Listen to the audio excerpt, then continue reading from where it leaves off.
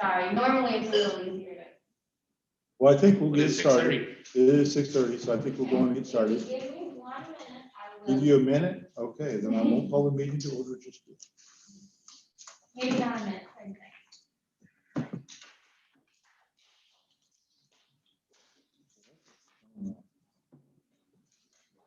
I gotta get the right stuff together.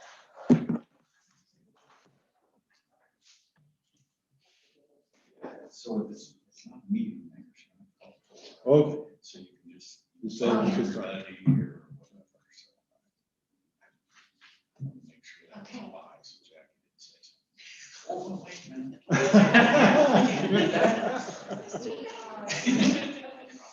Oh, man, that looks different. I believe we're good. Are we live now? All right. Well, good evening, everyone. We will get started with the workshop. It is 6:30, and we do have a few interesting and long, maybe long discussions tonight. So we'll see how that goes. First on the agenda, we have a presentation on salary survey by Ms. Christy Carmen. Carmen.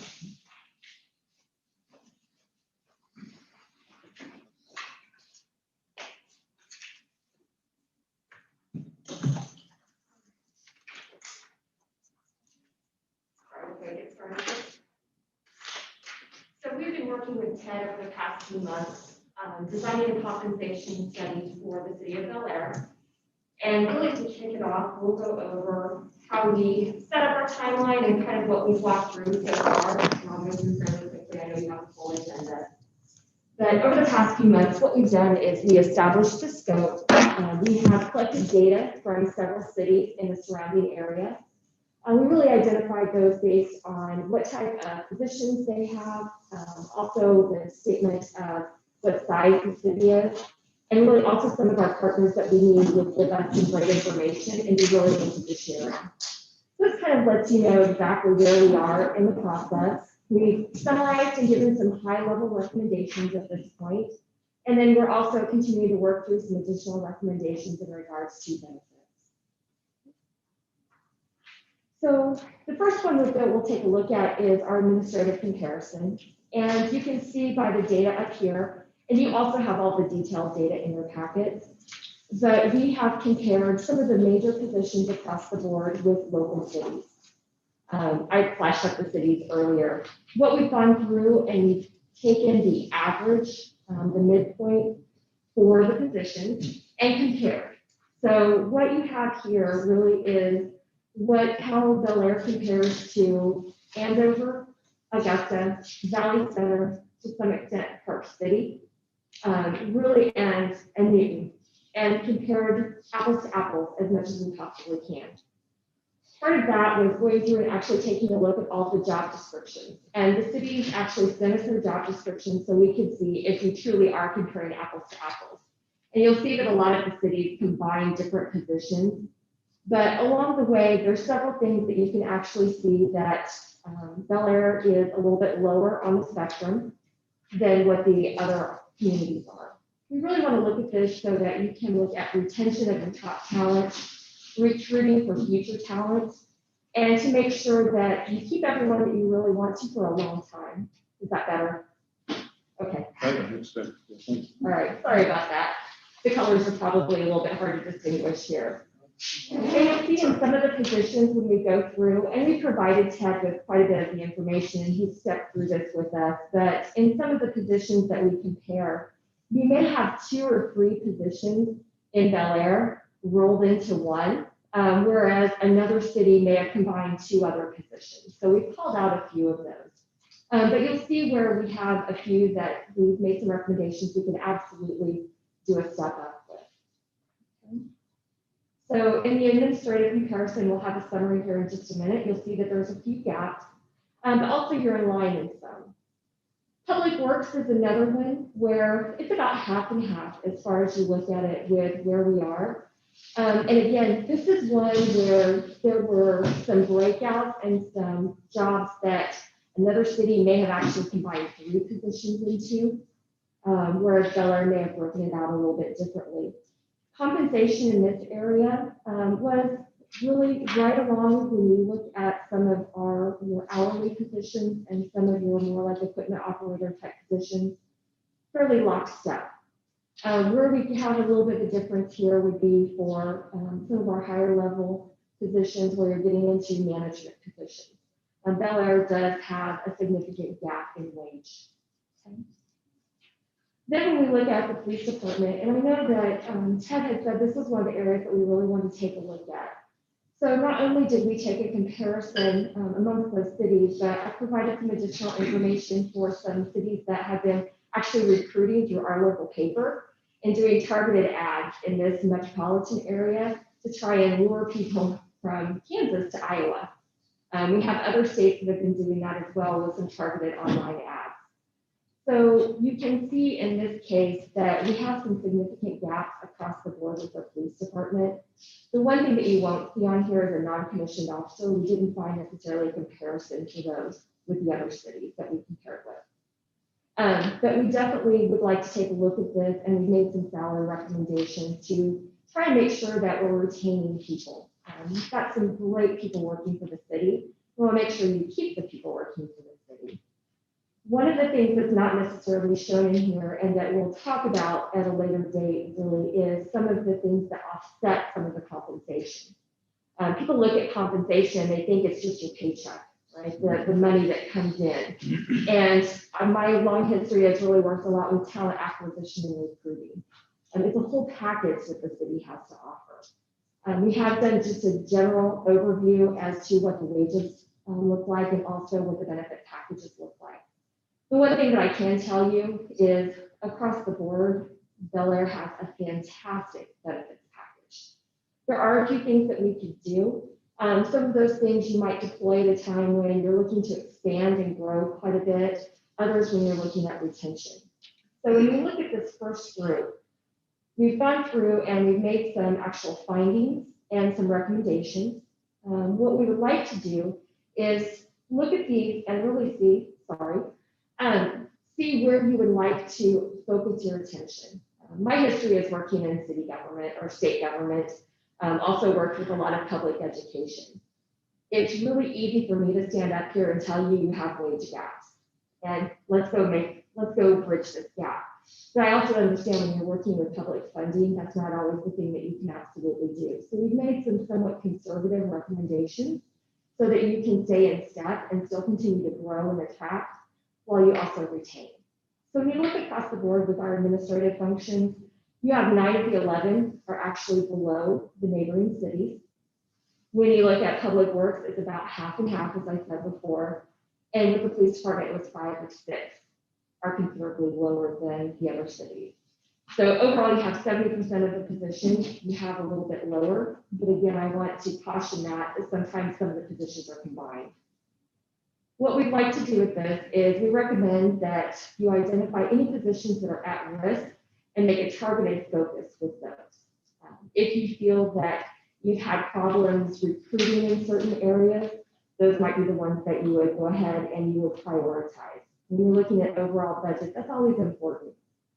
You would want to, in the public works areas, I said previously, take a look at the management positions and really see, are there any positions that could be broken out or potentially arranged a little bit differently with their statements of work? And then with the police department, that's where we made the majority of the recommendations, is to really focus on, again, some of your higher level positions and where those rank. But also when you look at any of your police officers, we've made some other recommendations that you can do as far as retention goes. So what I'd like to do is take a look at some of our additional recommendations. We've gone through, we made some detailed recommendations just for some ease of use and really look at how we structure some of the job postings, some of the position descriptions and make sure everything aligns. But also really go in and look to see, is there anything that right now we may be asking for, say a bachelor's degree or a preference for a bachelor's degree, or we might look at a little bit of a different education requirement, but really focus on what skills are needed for the position. There are some of the job descriptions that are requiring quite a few different certifications. When you look at other cities, it may be a little bit different. So when you're looking at overall qualifications, you may not necessarily be pricing yourself out of the market or be too far under the market. Okay? And then, especially when it comes to police officers, what you'll see across the board is that a lot of cities, counties, states are looking for people that are coming out of the military and a way to really attract people and give them credit for service and bring them in and bring them to be a part of your city. Okay? And then look again, like I said before, on what your overall recruiting strategy is and what your requirements are as you continue to grow the city. I'll go ahead and leave it there and ask you if you have any questions about the study. How much was tenure factored into this? So it's not something that we were necessarily supplied. What we looked at was entry-level wages, so someone coming in, and then also someone that topped out on the scale. So we looked at what the actual wages were across the board, not necessarily assigned to tenure.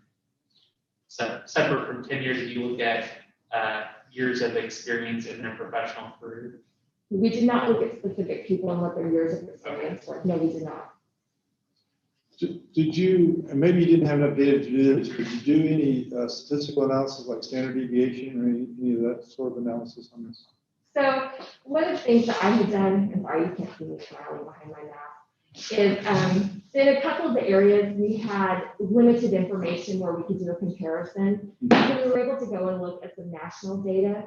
And at that point in time, we were able to take that into consideration, but not across the board because we had data that pretty much aligned with each other and the statements of work were very similar. So we didn't have to do that. Okay. When you were looking at compensation, some of our positions are hourly positions where there's overtime and extra hours. Was that factored in as part of the salary study? So the ones that you have are hourly, were pretty much hourly across the board. So it wasn't really much of a difference in those. And one of the things, yes, we did look at with their overtime in consideration. So we also did some interviews with a couple of the cities where we knew people, and we could have a really robust discussion. And I think for the most part, with those discussions, everything aligned. So where you really see the differences are in the overall compensation package. If I recall, you seemed to touch on it, but what was your sense of, as far as for the size of the city, the number of employees, how the salaries are affected by that? So I don't know if my question's clear or not. So go ahead and clarify just. Well, like for example, if we're sort of a skeleton crew city versus a city that might have an abundance of employees, maybe an overabundance, how do salaries compare on that sort of? So in all honesty, there's only one city that had quite a few employees when you looked at some of the different areas and how they broke them out. And it was a city that was quite a bit larger, and that was Newton. So you would expect that to some degree. But when you looked at the comparison with the cities across the board, it was very similar. Again, it was that difference in how you broke out some of the different functions. So say with Bel Aire, you may have an equipment operator that does a variety of duties.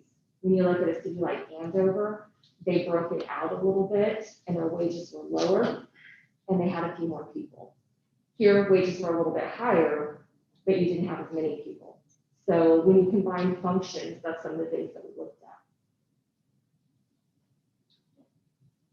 at. I have kind of a general question. So when you do this comparison, obviously it's prudent to look at comparable cities, but do you ever do analysis where you look at perhaps like private sector type positions that would be comparable and where they fit in that area? Yes, so that's part of when I said we were looking at some national data. We were doing that, and we also looked at some state data to see where you're aligned. Unfortunately, some of those positions don't exist in the private sector necessarily. When you look at a police force, when you look at some of the large companies here in Wichita, you may have a security or environmental health and safety, but that person is your firefighter. They're also your EMT, and they also are essentially serving as security at that point in time, and they have to have multiple certifications. So there is some of that data, but it's not very prevalent in the majority of the positions here. So one question that I have, Wichita is noticeably absent from the list, and so maybe this is a question for Ty. When we're out looking at talent and we're competing for talent in the marketplace, do we feel like we're competing with the cities that are listed here? Are they our chief competition for talent, or are we competing with Wichita? Yeah, we compete with Wichita, and we've talked about this a little bit. So like for police, it's Sedgwick County and City of Wichita. So we're going to lose officers because they pay a couple bucks more an hour. The thing that we have to remember and probably do a better job of when we're recruiting is that the work environment is different. And so at some point they have to decide, do you rather work in Bel Aire for a couple dollars less an hour? You have better benefits than Wichita does. But your workload and the types of calls you're going to get are going to be very different than Wichita. And what we tend to see is that a lot of the younger officers that we get, they, for whatever reason, they want to go make more money or they want more action or whatever it may be, then they'll move on. But we do have some of our longer term officers appreciate the fact of their workload and their calls in Bel Aire. And you'll see that. So you'll look at, this is more of a perception and a potential marketing opportunity. When you're advertising the jobs, you're not necessarily marketing to someone who is, just out of the military and they want to go spend the next part of their career. You're actually going to market to someone who has a little bit more experience that can come on board. And that's where the benefits that you offer with the City of Bel Aire, that's very important to someone. Part of my job all along has been doing recruiting. And if you talk to someone that is 18 and feels that they're 100% invincible, it's different to sell life insurance, health insurance, things like that.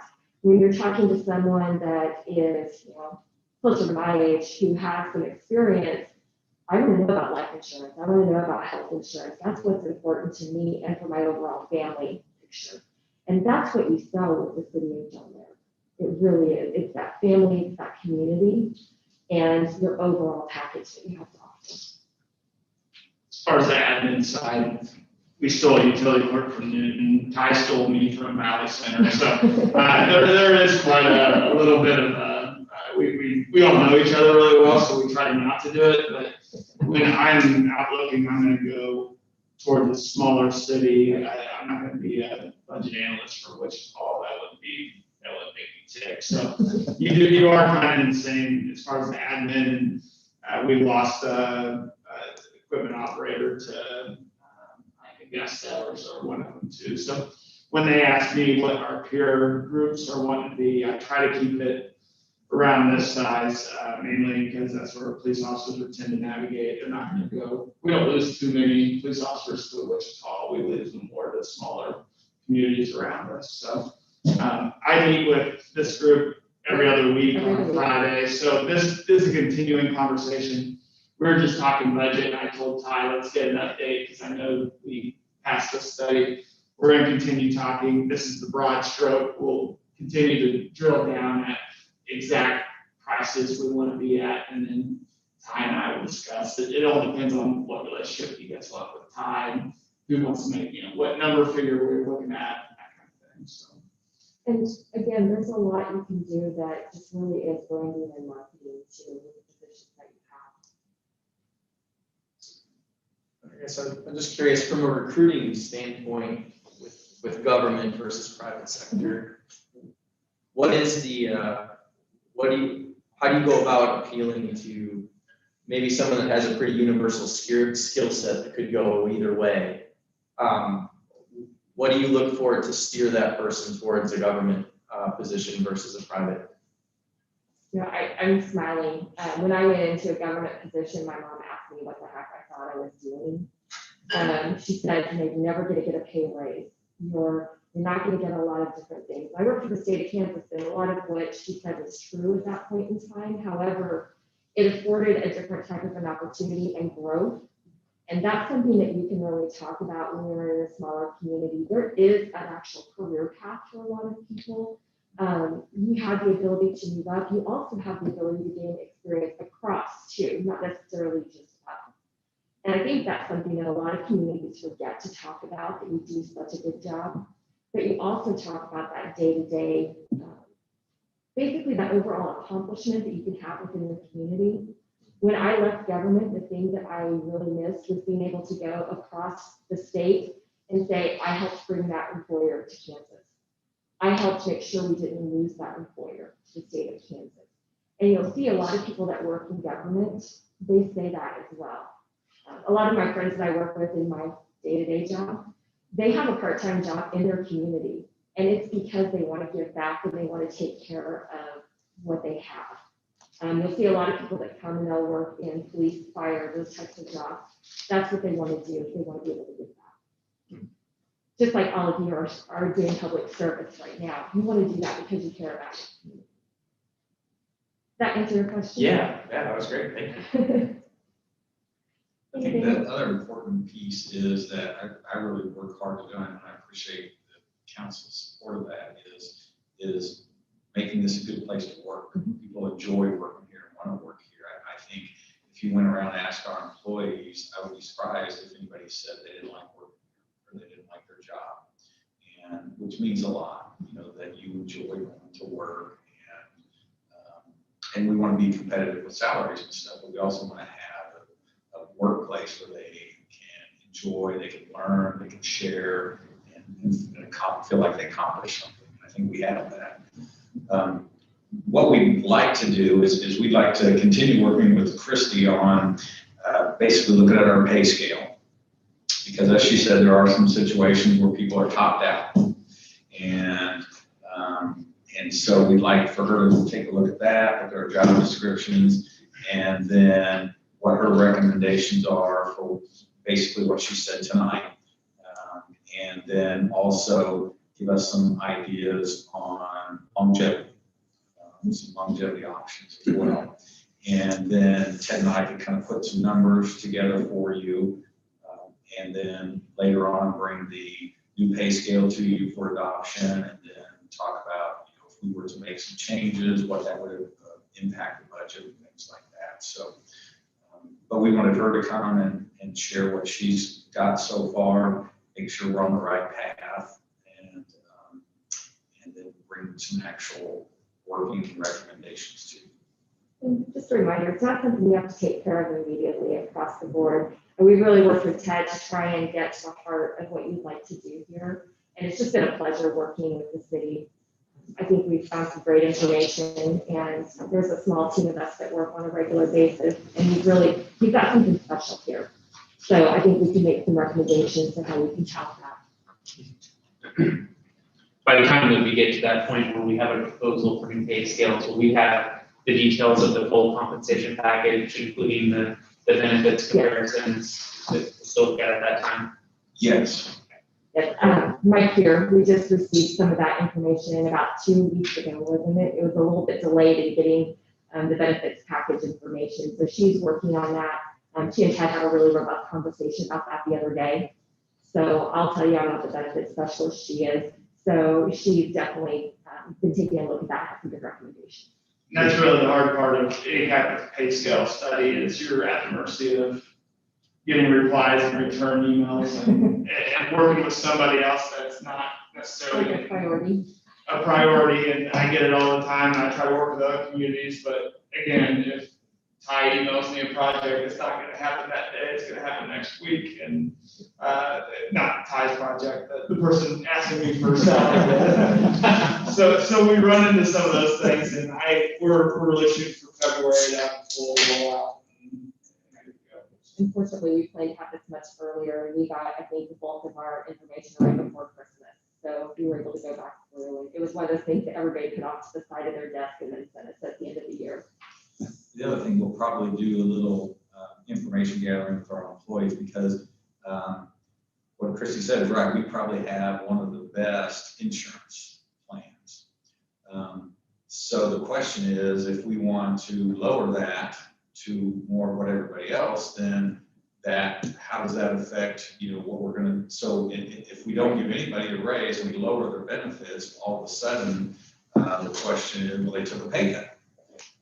So that's something we're gonna have to talk through is, okay, if we're gonna lower our benefits, how's that affect the pay?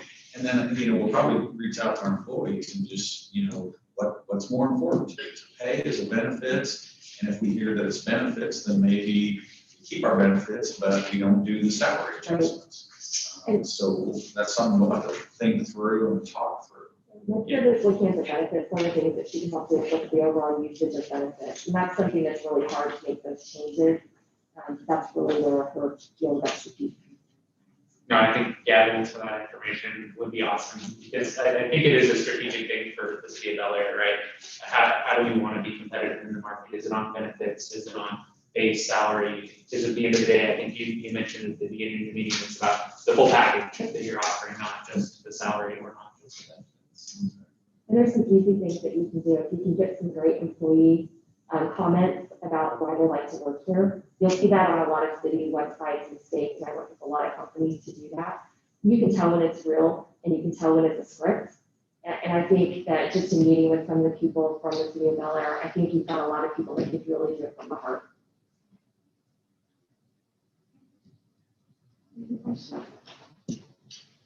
On the notes here, you've got things like N2 and N5. Are those references to a certain pay scale, or are they notes that really mean something? Sorry, I didn't put it all into some of the easy. It's based on the pay scale that you currently have. So we have a pay scale that's labeled N2. So if you look, you might be on one line, 1 through 15. The pay scale directly above that is a higher, it's like 5%, each step 5% higher. So she's telling us to move that employee up on the rails, if you Right. see what I'm saying. But And I you can would step provide up. it for you, but basically a whole pay scale up. This was a code plan. Yeah, it's HR code, sorry. Sorry, HR group. Thank you very much. I look forward to continuing to work with you. Thank you. Thank you. So the next item on the agenda is talk about 2020 year end.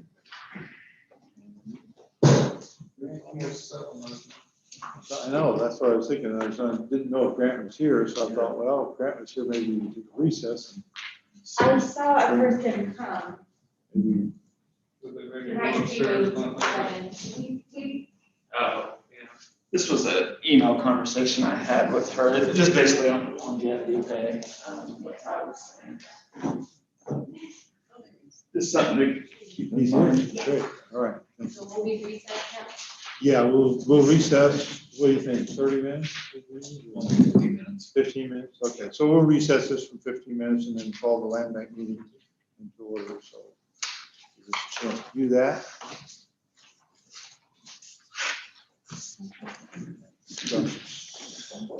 Be organized. So I have to wait until after 7 o'clock, right? It's the official. Yeah, or it's the 50th minute. Yeah, depends on whose clock are you- I'm sorry? depends on whose clock are you? Yeah. Official iPhone clock. Really, yeah.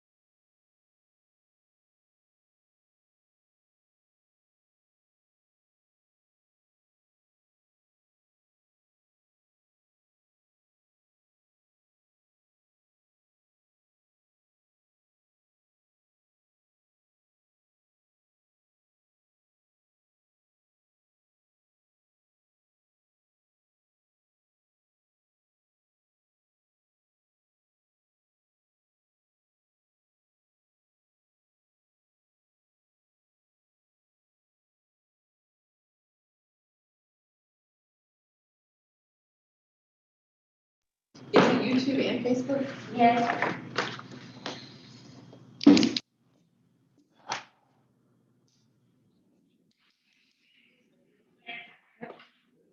Test.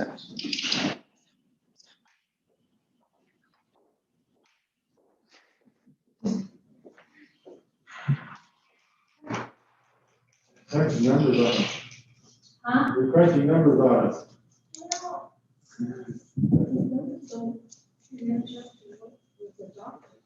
Oh, That'll theoretically straighten out. Look at that. Oh my. wow, he brought every stuff. That's schizophrenic. I don't hear this.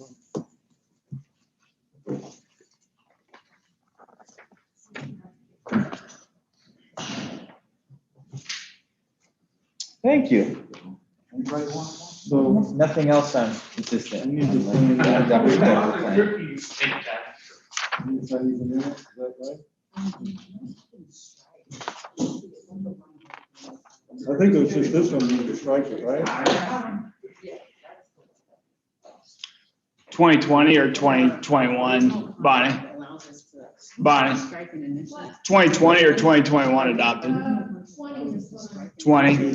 Special shortfall contingency is about 100,000. Yeah, but some of the numbers is here don't jive with the. We can get together. The one area I do know is going to be a little off is the transfer out for land transfer. There, yeah, it'd be the,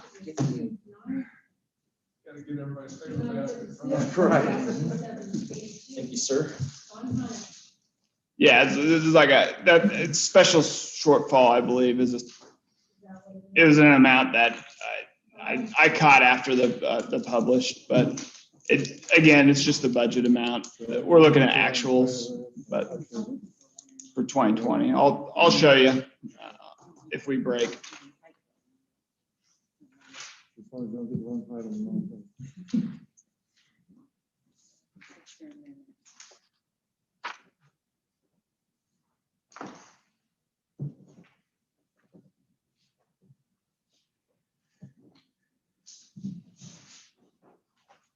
Okay. We need data or just initial? Just initial. And then Oh, you want to sign too?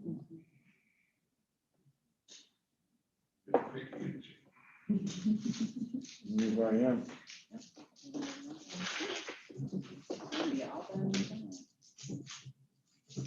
All right, there you go. Thank you.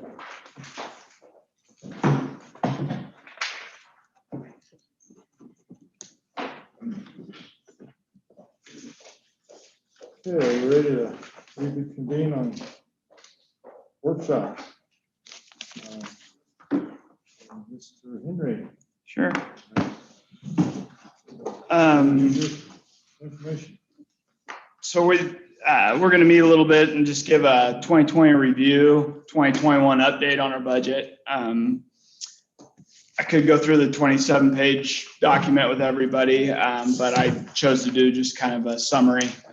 Again, it's an unaudited document, so there's probably be a little bit of revisions. It's not going to swing too wild, but I'm just trying to get something in front of you guys as quick as possible. Again, we'll start at this packet right here if everybody's looking. As you remember, we're kind of looking at how COVID's going to affect our mainly sales tax, rec fees when we shut down the rec center, to extent police fees and fines when officers aren't pulling as many people over, that type of stuff. Really as looking back, we didn't experience hardly any drastic downfalls in revenue, especially sales tax. I think people buying online, Amazon, comp use sales tax, if we really want to get into it, was up this year, whereas sales tax was relatively flat from last year, something we didn't really anticipate. But that's why we budget more on the conservative side, because we have a lot of liabilities out there, such as land debt, such as specials that have to be paid every year. We don't want to somehow start getting wild on our revenues and the revenue's not coming in. So with that said, we're about $173,000 more than we anticipated in revenues for 2020. 62,000 of it was sales tax that we thought we weren't going to receive, but we ended up doing 125,000. We collected more for building permits and IRB origination fees. This is a direct result in land sales and construction. We built a lot of houses this year, and those all come with building permits and then IRB origination fees, as long as like clinic in a can. And we talk about a lot of those administrative type fees come in. PD and recreation fees were down due to COVID-19, and our pool, of course, was down a little bit, but nothing so drastic that we need to look at further reductions in current budget. On the expense side, we came in again. The biggest thing and I think we touched on it with our budget cycle, is we're having a lot of officer positions are open right now. I think we have one, maybe two open right now. So there's a lot of savings in that personnel with officers with vacant positions. Of course, we budget to have every position filled. So when you don't pay someone for a full year plus benefits, you're going to save quite a bit of money.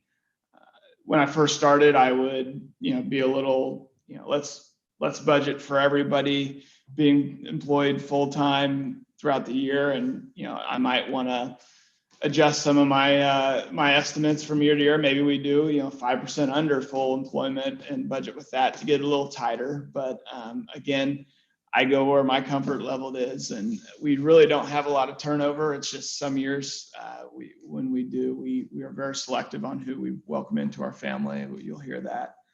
So we save some money, nothing wrong with that. On the contractual side, again, a lot of these savings, 119,000 contractuals, are due to contingency type savings. I mean, we have to, if we bring someone in, we have to pay the county for inmate housing fees. Now, how much do we budget for inmate housing fees in 1 year? It's pretty difficult to decide.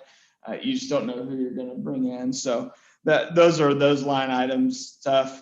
We give contractual and engineering fees for some of our land. We might have to. We just talked about how we had to replat several lots, and 2 or 3 years ago, we might need some of that money to make land more desirable. So we didn't end up spending any of it, but it comes through in savings when you get to the end of the year.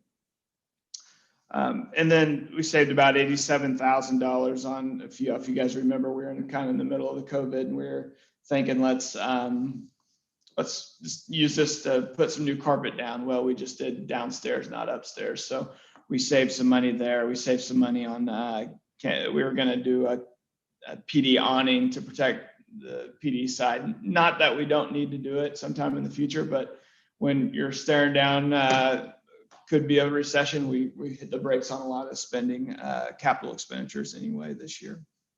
And then we, of course, saved some money on our debt transfer out, and this number might need to change. I might be a little off on it. At the end of the year, you really try to crunch a lot of how much do we have? Do we need to replace in our bond and interest fund to cover some of the specials that went unpaid by others, and that might be so that number might change a little bit, might increase, but we saved roughly $100,000 not having because we had a lot of delinquent payments made in our bond and interest fund. Again, it's governmental funds. If you want to get deeper into it, but really we had some savings because a lot of residents or developers paid back to taxes, special assessments, so we didn't have to transfer more money to cover that. Not that we're ever gonna. It's not really an expenditure per se. It's more of we're going to cover until the delinquent specials come in, because those debt service payments need to be made every year. The highlight, of course, is our ending cash balance, about 56% of revenues. I'm on page 3. Again, this is unaudited. This can change, but it's not going to wild grow out. It'll be around this amount. The 2020 budget now has projected end of year of about 2.9 million or 48% of reserves, revenues. Potentially, we could increase spending in 2021 by a little over 800,000 and still come in above our 30% threshold. So that's when we kind of talked last budget cycle. Let's get through this year of COVID. Let's revisit if we wanted to do some more spending. And that's why I said, that's why they allow amendments in state budgets. And I think we're going to hear a little bit about the League of Kansas Municipalities might be asking the legislator to let us, one, approve the budget in August, but not have to, or approve the level of mill rate in August, but not have to approve until November 30th, which helps as far as we're going. If we were to amend the budget, I would request that we also amend our sales tax revenue. We were in the middle of the thing. We said, let's do a 10% decrease in sales tax. We didn't see that this year. From 2019 to 2020, we actually increased 4% in sales tax. So I would recommend a 2% increase from 2020. This would, what's not right? 1.3 to, this is not the exact amendment. I can go redo. That's fine. That's another one. Okay. All right. Anyway, so we'll add some money to the revenue estimates, and what that mainly does is make sure our 30% is accurate. So once, make sure we leave 30% reserves, that it's accurate, not a deflated revenue stream. So. Okay. Yes. Just a quick question here. The 2021 budget projection, when you're projecting out that end of year cash balance, have you already factored in the land sales that haven't yet closed, or I guess we can get into that. I'm just trying to figure out what actually is been accounted for. That is just your 2021 budget. So I just took what we passed. The only thing I did factor in is increasing, and I can give you guys all this, but increasing sales tax by that amount. But not any of the expense. No other expense Because when we reductions. passed the budget, we didn't know about a lot of the sales. Exactly. that happened. Yeah. So the $800,000 that you put in here is not anything affected by land sales. This is strictly affected by budget performance in 2020. This is taking pretty much what we passed, other than my adjustments in sales tax and police and fire, the amending revenue adjustments.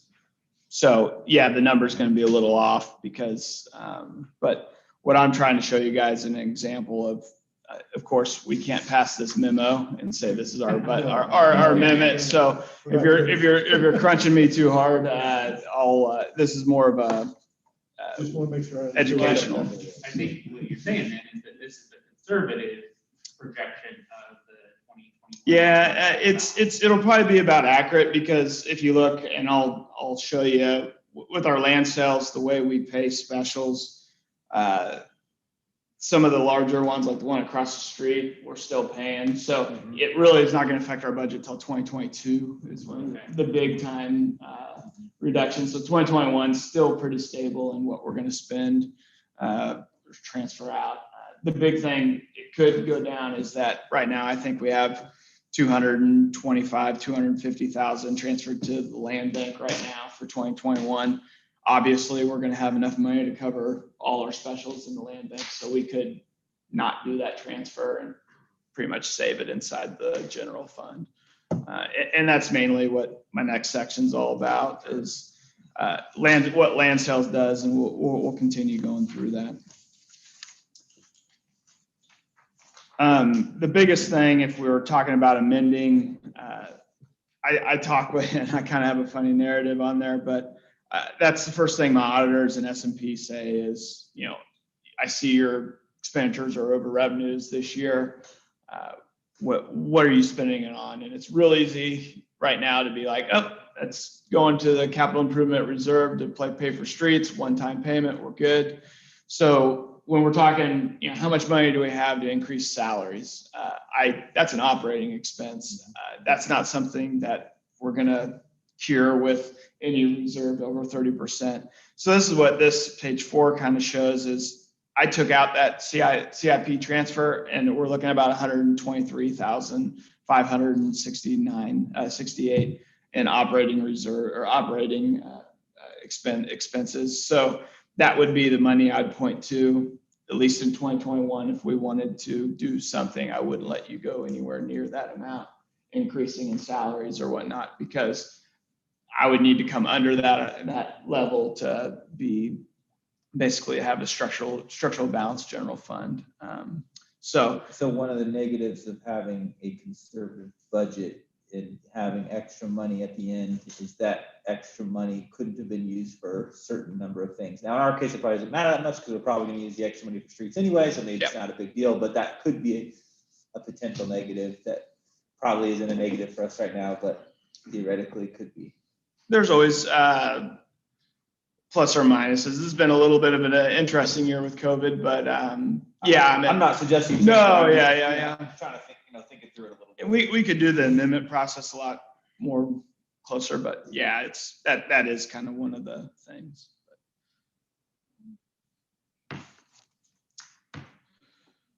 Page 5, some of our other funds. Really, we just had a pretty good year all the way around. Revenues over expenditures, not by a lot, but just enough. Both water and sewer have had positive operating balances, which is a good sign.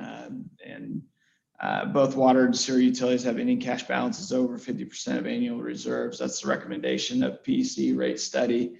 As you know, we have Woodlawn coming on and the big sewer expansion. So as much money as we have heading into that, is the better we're going to be. If we do want to spend down some reserves in our sewer to pay for upfront and some of that water sewer treatment plant, we can, or other areas. But that's where my mindset is. Let's keep rates where they're at, keep expenditures as low as we can. But we're going to have to be watching, especially Wichita Water, and I know we have some things in the works on maybe some ways to keep our rates from spiking. That's our biggest concern. So we did have one of the highest sales of water this last year. Mm-hmm. We went over our limit this year. So, I mean, I don't know. I think that means in total water usage, we went over, right? What we've ever done before. Okay, so that's probably more because of dry weather. So we'll count on next year because you never know what weather will be like. But that was just a contributing factor. Sure. Okay. Yeah. I had a very dry year, which is good. That's For not us. Don't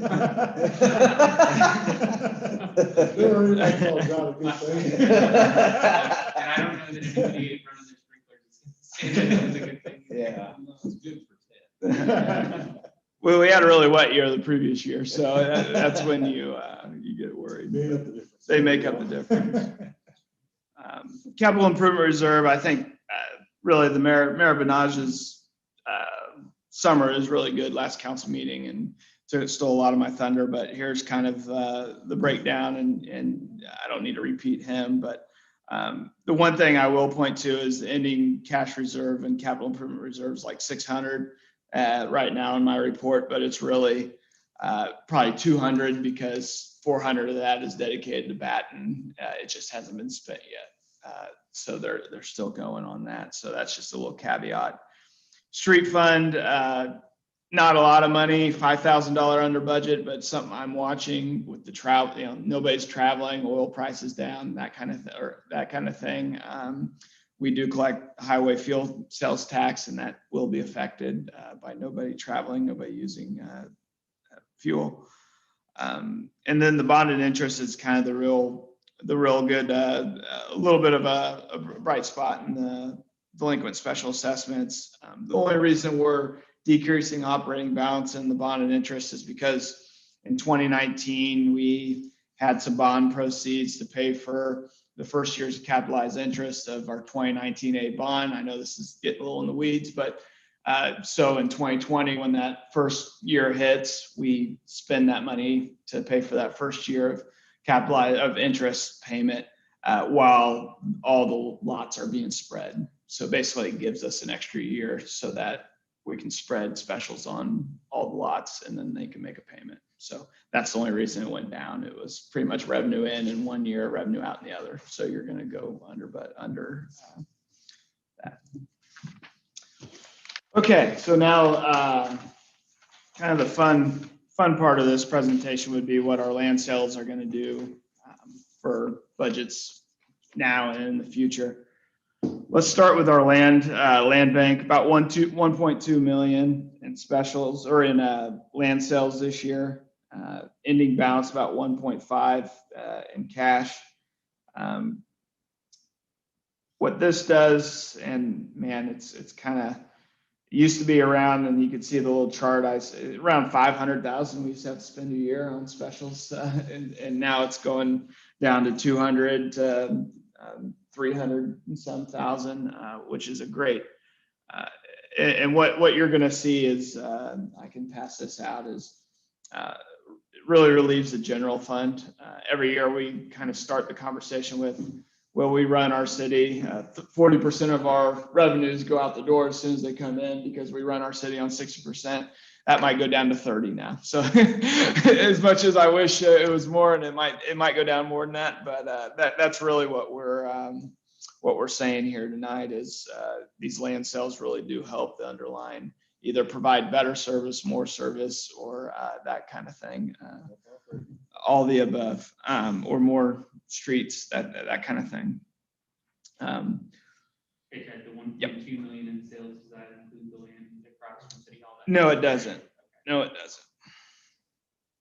That's what makes it hard when you have pending sales. The only thing that I did include, because it does make a big difference, is, and like I said, no, this amount includes the 226,000 a year will include. So that land sale. And really, Councilmember Smith asked me to kind of do our operating forecast that I usually present at the beginning of our budget season, and I had a little time to do this.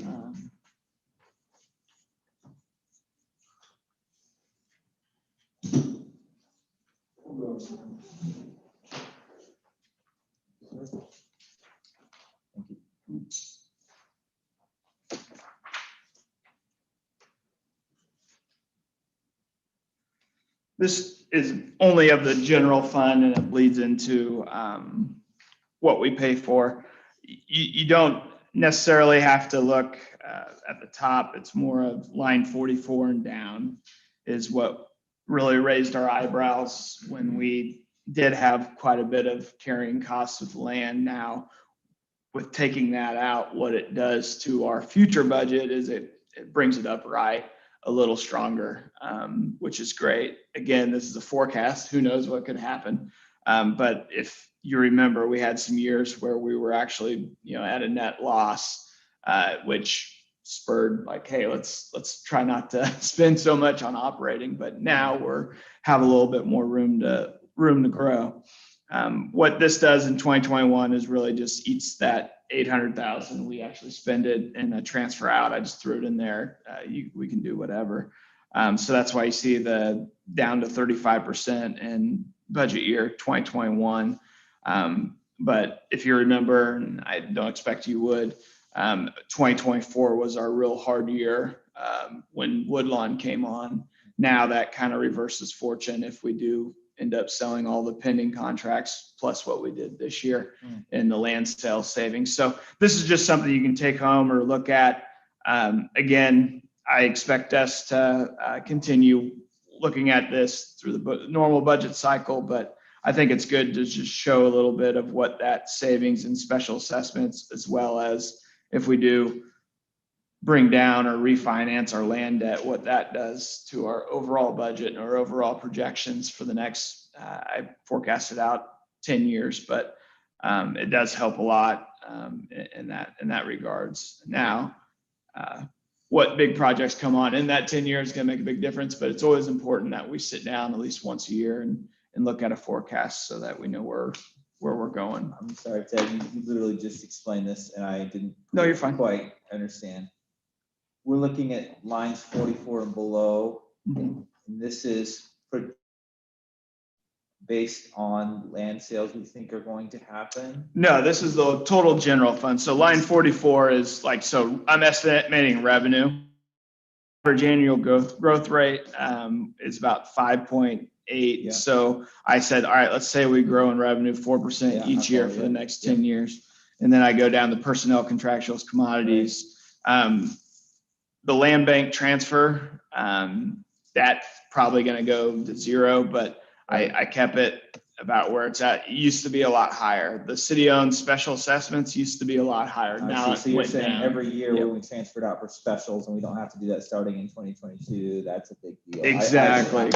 Yep. That's pretty much all. I'm sure there's a better way to show it than a big something like that. Sorry, But I just wanted to kind of bring that in. But so on the PVC side, if we want to go back to this page 6. We did about 1.2, 1.3 in sales, ending cash balance about 1.4. What this is going to do, and really on page 7 is where it starts.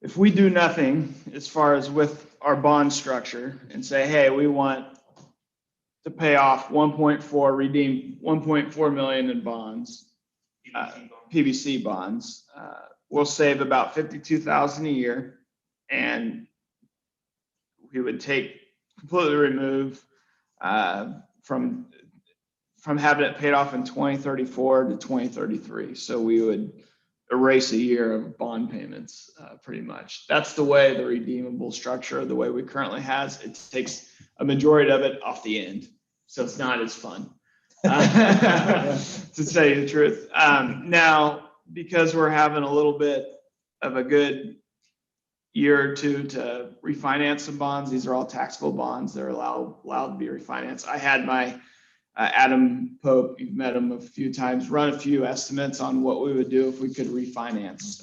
And that's what page 8 and 9 is. Page 8 is the city chooses to basically do what I did the previous and then refinance. So what you did is you saved money. So the amount of savings, you'll want to add another $2 million to it. So it'd be around a little over $3 million in savings if we did it that way, 2.1 million, because this is after the redemption of the 1.4. Then essentially we're paying just us refinancing will save around $1 million, about a little under $1 million in net profit because of the interest rate. Now the real exciting thing is page 9. This would be if we took that 1.4 and said, hey, we're going to make an equity contribution before during the refinance. So what that does is allows us to kind of reset how much we pay per year. And that's what I think I had a little bit of consensus is that we wouldn't quite get the escalating payments so much that we have right now. It would be more of a flat payment structure through 2034. And we would save around $200,000 a year in budget authority, pretty good in our budget. So, can you explain that just a little bit more or differently? Sure. The difference in these two options? Yeah, sure. So, say your house, you're wanting to refinance, and you have $100,000 in the bank. The first scenario, page 8, is I'm going to pay off $100,000 right now to my banker and then refinance. What you giving the banker $100,000 will reset your payments throughout the years, and then you refinance. So what it does is it keeps basically it's a little different in that you're still under the same structure. Let me think here. let me think here of the best way to explain this. That might not be the best way. It's just basically two ways of doing what we did on page 7 first and then refinancing Right. with the new amounts versus doing it in all one transaction, which is page. So it's like, you're gonna give them 1.4, you pay that much off, then you go to the bank, okay, we paid this much off, now let's refinance. Yeah. This is like, we're coming to the deal with the $1.4 million check and say, we're gonna do this deal, and part of it, we're gonna include this 1.4 million. Is that, am I describing that correctly? And I think you said that the 1.4 would basically be taken off the end, which doesn't save you from a compounding perspective, right? And so doing it the second way prevents that, is that what I'm Prevents understanding? that, yeah. So From that it taking off, goes more towards principal and less towards the compounding interest. pretty much. Okay. The way I understand it, and a lot of these scenarios, we can get Adam in here and get. And these more are his technical. estimates, right? Yeah, so we're right now at a 3.75 true tick rate, true interest cost. This would be, he's about 2.0, 2.02. I noticed that the interest rate projection is different on pages 8 and 9, one's 1.81, one's 1.89. Where are you at? I'm sorry. Present value to. It's the right column. The far right column, the heading where it lists the interest rates that it's based on. Oh, yeah, Is it yeah. different, is that because the different types of loans we project to get different borrowing rates? I think so, yeah. Probably And- the question and the for Adam more- is that probably this just got Yeah. sent to Ted, is that right? You asked him, he sent this to you. A lot of it, yeah. So the second scenario you have here gets rid of the step payments. Is that what it's doing? Also? Yeah, that's what it's doing. Versus page 8, because we are essentially just refinancing. The way I was told is that it follows somewhat the same. The first year is hard because you're always going to have tons of savings in the first year because of the timing. You make 2 interest payments, you essentially remove one payment when you refinance. So.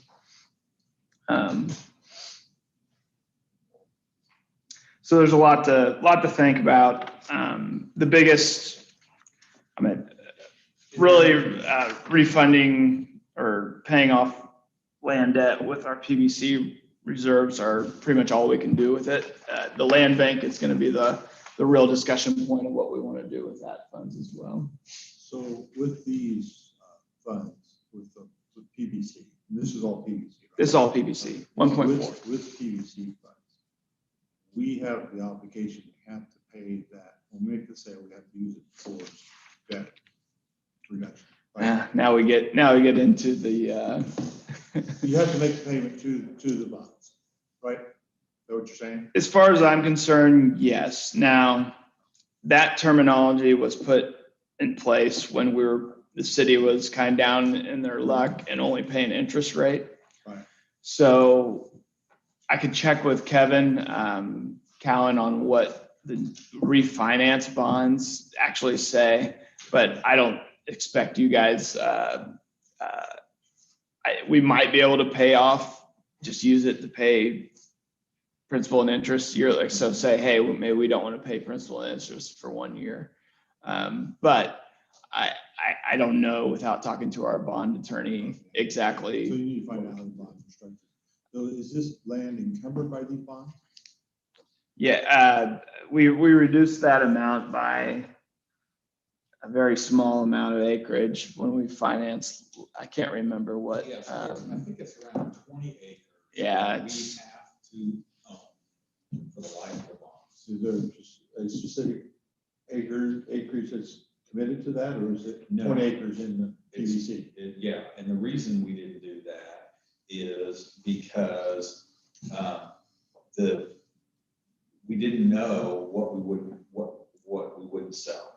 So we could have, basically we could have set aside 20 acres or 80 acres, it's something like that. It's a small amount, somewhere in the industrial park, and say we will never sell that until the bonds are done. And then we could have put the rest in the land bank. The issue was if we put that somewhere, someone's going to want that. Oh, yeah. And then, and there we are, we said, we can't sell it. And they're like, but that's the only place I want, but we can't sell it. So that's why we left the park as all in the PVC, and it has to go towards the land debt. Maybe able to get by with not making a payment and just keep it for the trustee to make the payment for us, but we couldn't use it somewhere else. So another question, another scenario, and I'm not saying I'm a fan of this necessarily, but what about extending out the debt over another, maybe 20 years? I mean, this is what, 14, 15 years, something like that. And I asked Adam that question when I got these projections, and he said he would really have to talk with Kevin on our, again, a bond attorney, because then he used the terminology that made sense when he told me, but I can't quite remember it. But it's something like stretching out. Yeah, like exactly what you said. It would be like going from a 15-year mortgage to a 30 or 20. So when you talk revenue bond law, it's a little different because these people holding the, you know, of course you'd pay them off, but I can ask that question again. Yeah, and I don't know if there's an interest in doing that. Yeah, but yeah. It's Stretch it out, you're gonna end up paying more interest. that is true. Interest rates are low, and so that is one thing to consider, but I don't think I'm a fan of that. I'm not sure. Aren't we on these bonds? Oh, what more? Yeah. So we don't really want to extend it, I don't think. And that's the hard part. I know we save, it sounds like we're saving a lot when we refinance, but really there's only 4.5 million in interest over the next little over 15 or 13 years left, you know, which is not when we have 16 million principal. So no matter how much refinancing we do, you're not going to take away the principal. Right. So It's got to be paid. it's got to be paid. The tricks aren't there. It's like they used to be. So Ted, you laid out a couple of different refinancing options. I think the way that you presented it makes me think that the option you laid out on page 9 is the almost no-brainer option. What am I missing? Why wouldn't that be the kind of no-brainer option? That would be my recommendation to the council. It makes the most sense. The big question would be it goes along with, I think we could get even better rate if we don't have a redeemable provision inside these bonds, meaning we just pay it out, whatever we refinance to, 2%, 2 or whatever, and we just pay it out. And then that's when the question is, what happens if we make a land sale, and can we use that to just pay the general debt service of this? Because I think we might have got hit with a few percent or a few points when we asked for that. Hey, we want to prepay bonds, stuff that investors don't tend to like it, because these are investment vehicles. They're investing in the city. So that would be probably my instruction. I think there's no redeemable provision in this scenario with Adam, but again, I'm just. So if you did that and you sold all the land, you just take that proceeds and do other things? No, you would just keep it in that PVC fund and not transfer so much from the general to the PVC. Okay. It's tomato. You're saving money one way or the other. Well, that's where. You can't take cover for these councils. How big of a difference is it in the redeemable bonds? Because that seems like a nice option to be had, that when you sell the land, you pay the bonds. I'll ask Adam. I think it was maybe 5 points or so, which is. Are these bonds on the open market? Could we just go buy them? That's a different way to redeem them. Yeah, I mean, I guess you could if you do some research, maybe. Find the seller will sell to you, right? Again, it might not be as much. It all depends on what the market is. The way Adam will work is he'll ask, say, what are you getting on these type of bonds with this provision? So I don't have that knowledge, but Adam would. I don't think so. I think especially like Ted's saying, I think we really want to Because in the past, we always wanted that in, because again, we had hoped that we had 20 million debt, we hoped that we'd sell 10 or 15 million and we could pay it off. Well, now we're down to, 500 acres left between what we sold and what is under contract. What are we gonna get for that 500 acres, if it's 5 million, then is that worth having a call feature in a $15 million deal?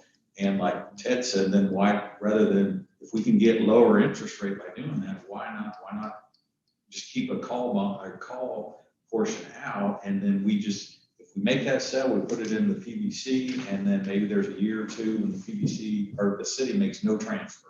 So in other words, you'd have 1.2 million, whatever that payment would be for that year. Explain the call feature to me one more time. So the call feature is where, after a certain period of time, we can say we want to redeem these bonds. And so that's basically like a refinance. So we say that we think in 5 years, we're going to want to pay this, or have the option. Don't have to, it's just a feature in there. And so the bondholders, then when they're buying bonds, they're saying, okay, I'm going to tie up my money, but they may refinance in 5 years, and then. So the call feature means you're like allowed to refinance later, but if you leave it out, you get a lower interest rate, but you can't refinance it later. Or pay it off, whatever you want to The do. call features like being able to make a prepayment on your home loan. Yep, exactly. With the call feature, we sell the land, we pay off the debt. Without the call feature, we sell the land, we put the money in a bank account, keep making payments on the debt. And then like Ted pointed out, we're mostly the principal anyway. So the best that we can save is maybe 3 million in interest, maybe. So again, is it worth, having a call feature that would add a 1% or 2% to 15 million? We need to look at Right. that. Yeah, I think Math. the numbers. 1 million would be the I saving. think we're low enough interest rate that we probably don't need the call feature, because if interest rates go up, these people may come to you and say, will you redeem my bond? Because they'll want to invest it in something that pays a higher rate. Exactly. And usually with the call feature, there's a time limit before you can actually do that. Right. You have to have the bond for 5 years or something. 5 years is usually the. So since we're only talking 10, it's. It really wasn't. So I think for, based on everything that we've said, I think that's why we look at no call. And just see because, like John said, well, we're 1% or less on GO bonds. So if it does, it's 0.5%, and they're not going to pay us to take our money. So it's only got to go up at some point. And I don't know if we have any pending sales in PBC, but this is going to take some time to do. So if we get a pending sale, we could potentially throw more than 1.4 on it. Well, we do. Yeah, Yeah. So especially if we're taking equity contribution to it, it's pretty easy just to say, hey, we want to refinance with this. Actually, what you really do is you go to the board and say we owe 20 million. We just subtract our equity contribution from the principal and go out with that amount. So How much outstanding do we have that hadn't closed yet? Well, let's see, OMI or OMIA, that was, And how soon are they gonna close? And that was the close, I think, in May. And then they're interested in the other 100 or 80 that's left. Okay, where I'm going is maybe we wanna wait a month or two before we do this. oh yeah, we're at least a month from. In hand. But no matter how much we sell, we're not gonna recover from all of our land sales, all of the debt there. You're going. There could be no land left in the PBC, and there's still gonna be debt. Yeah. And Yeah, we're still- so, yeah, there's more debt than there is value. I'm just arguing ways that we can get these payments on page 9 down as low as possible, because we're committed to them, and I like the flat payments, because then it becomes a smaller and smaller portion of our budget. And we don't get surprised when we have a step up of $200,000. Right, we don't have to come up with Accepted. extra. Even though it's there, but it's still a shock when it happens. And then we got, because we're still under, so that's helped us with our growth. tax lid hurts growth. So that'll put that in play a little closer. So that's something to think about. But I don't propose we do the escalating payments. That was more of a bubble shaving, but it made us stay under the tax lid really easily. So that was a side. Okay, that's okay. We'll talk about it, never mind. Yeah. So I'll get working on with Adam, and we can get you some more information on this. And I can get all the other questions. Do we have to pay off this land debt, or does anybody even, I believe, have a kind of consensus for wanting to use this to pay off or take to it as an equity contribution? And then, so are we good with that going forward?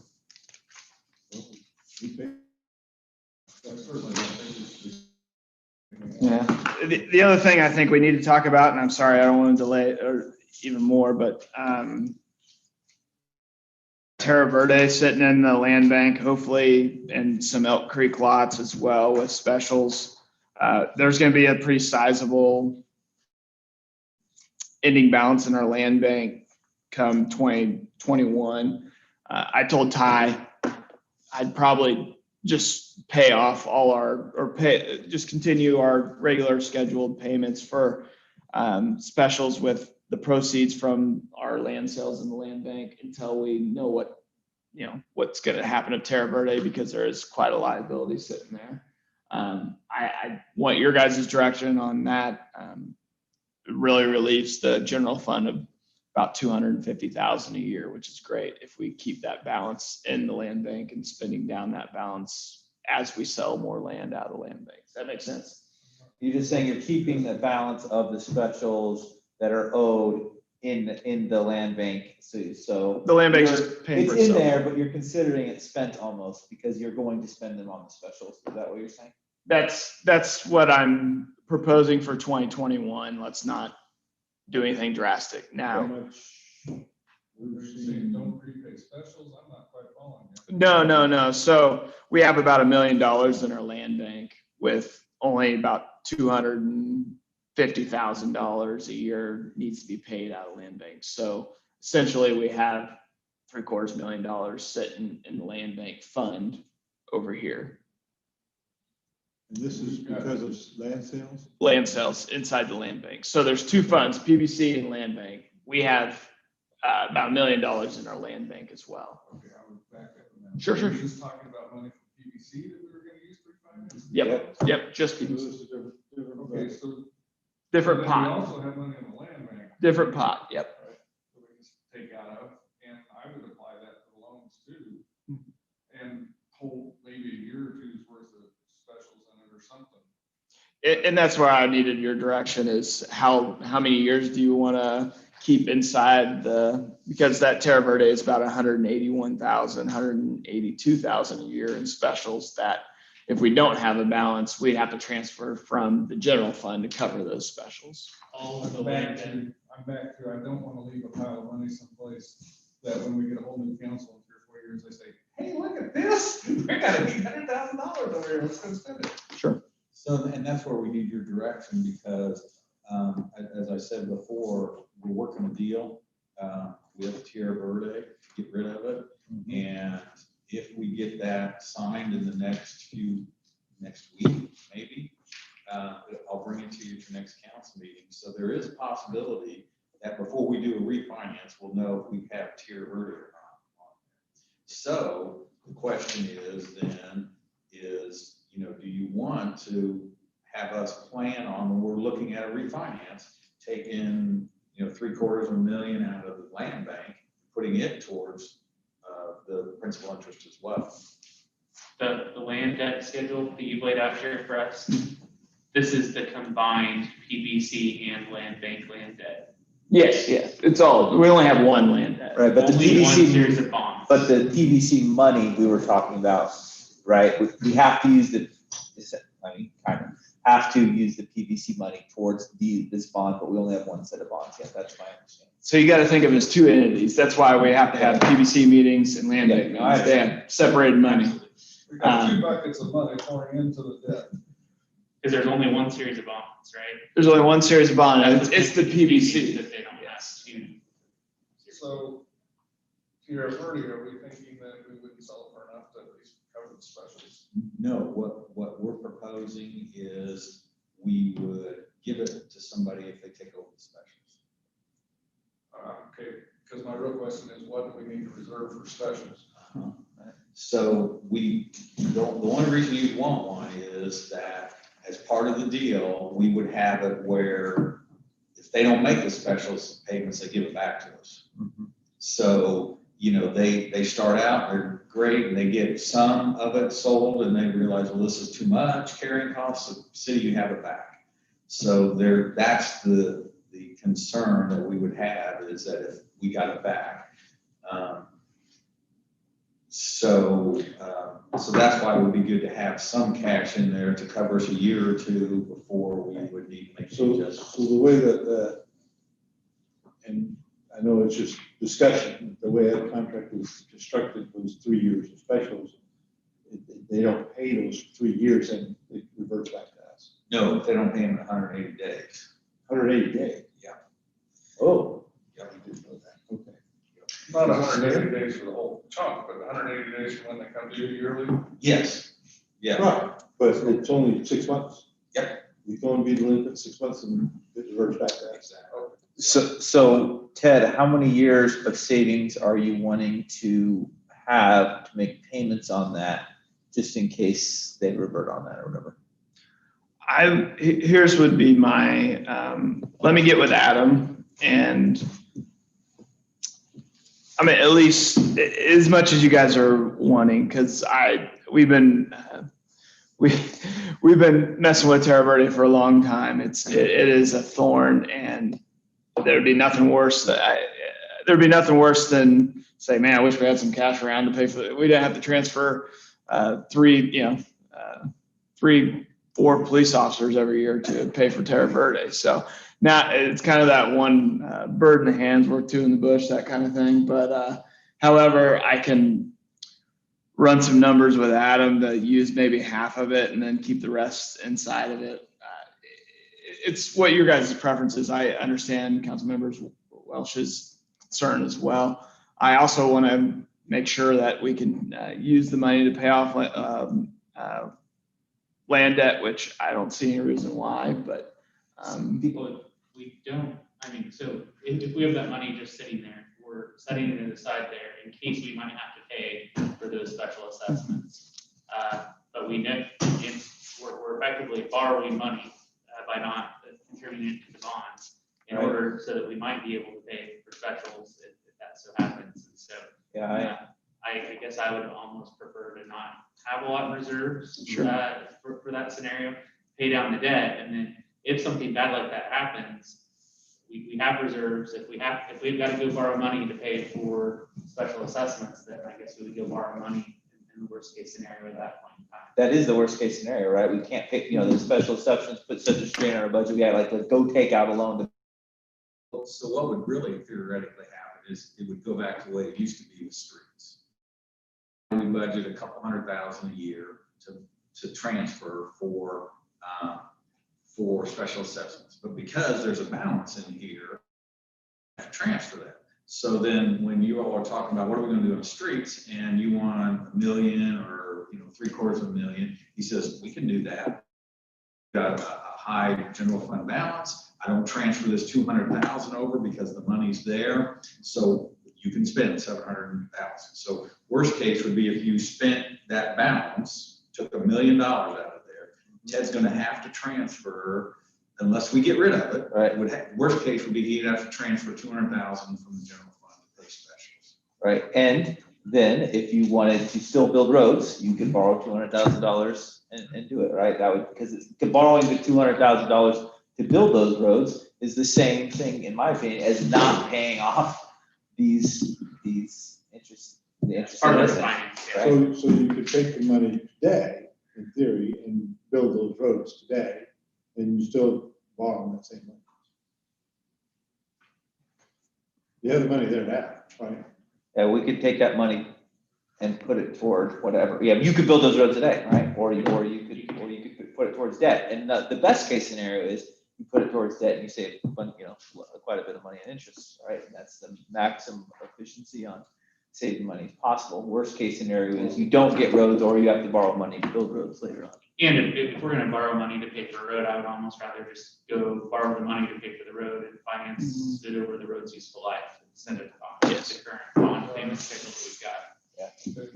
The other thing is, if we do the PVC, the last option here, we're gonna save 200,000 a year anyway, which could be used to Yep. pay the specials. Or towards roads. Right, whichever one. of those. Whichever one you Whichever one. need it for. And again, it's not, you're talking to the finance department, everybody. We're gonna be like this, but it was kind of nice having some breathing room when we thought maybe we could have had a recession. I've seen the books in 2008. It's pretty scary. We're furloughing employees to pay for special assessments because those are necessary expenditures. You can't make them or your city defaults. So I'm not saying we're in any type of risk, and that's why we. So the other part of what I'm thinking is we put 2 or 3 years worth back. Mhm. By then, we will know if we're gonna have a problem. Okay. Yep. That's where I would like you to land, but My preference would be to put every penny that we can towards the debt as part of the refinance. Me too, and we'll borrow it back later if we want to build roads. I don't think we need that extra insurance. I just don't see risk. I have some, the only issue I have there is that there are some like 53rd that are desperately need it. Oh, I 100% agree. We need to spend some money on roads. If we feel the need to borrow money to pay for roads, I think that we should I just go issue bonds to pay for the roads and treat that as a separate issue. The nice thing about what Ted's proposing in amending the 2021 budget is that he's proposing amended 1.3 million. So for 2021 anyway, you could have $1 million to spend on roads this year. If you want. And that could be 53rd, it could be whatever, that'll be a discussion Ann will bring to us. We won't have a and problem you'll decide.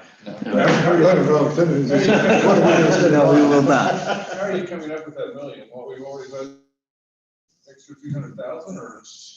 no, it'd be the 500,000 or it's the newfound or the 8. Spending down the reserves. Yeah, spending down reserves. So that's. Yeah, That's that's, the land sale money. yeah. Yeah. I thought you were gonna take something out of land sale. No, it's operation savings. Okay. Frank, I should have probably had an amendment workshop and then a land settlement, but we tried to squash it all together. So when you see we'll have a budget amendment meeting, and I know Bonnie's pulling her out on a few areas, and I'll show you where you're at. But this is a lot of end of the year stuff, so don't take. But it'll be around that number. Pretty confident in that. But I think we're all kind of in agreement. We want to pay down the land debt as much as possible, have a little bit of reserves for an emergency like here where you're not paying their specials. And the rest of the budget would have an extra 200,000 in it because we don't have the expense on the.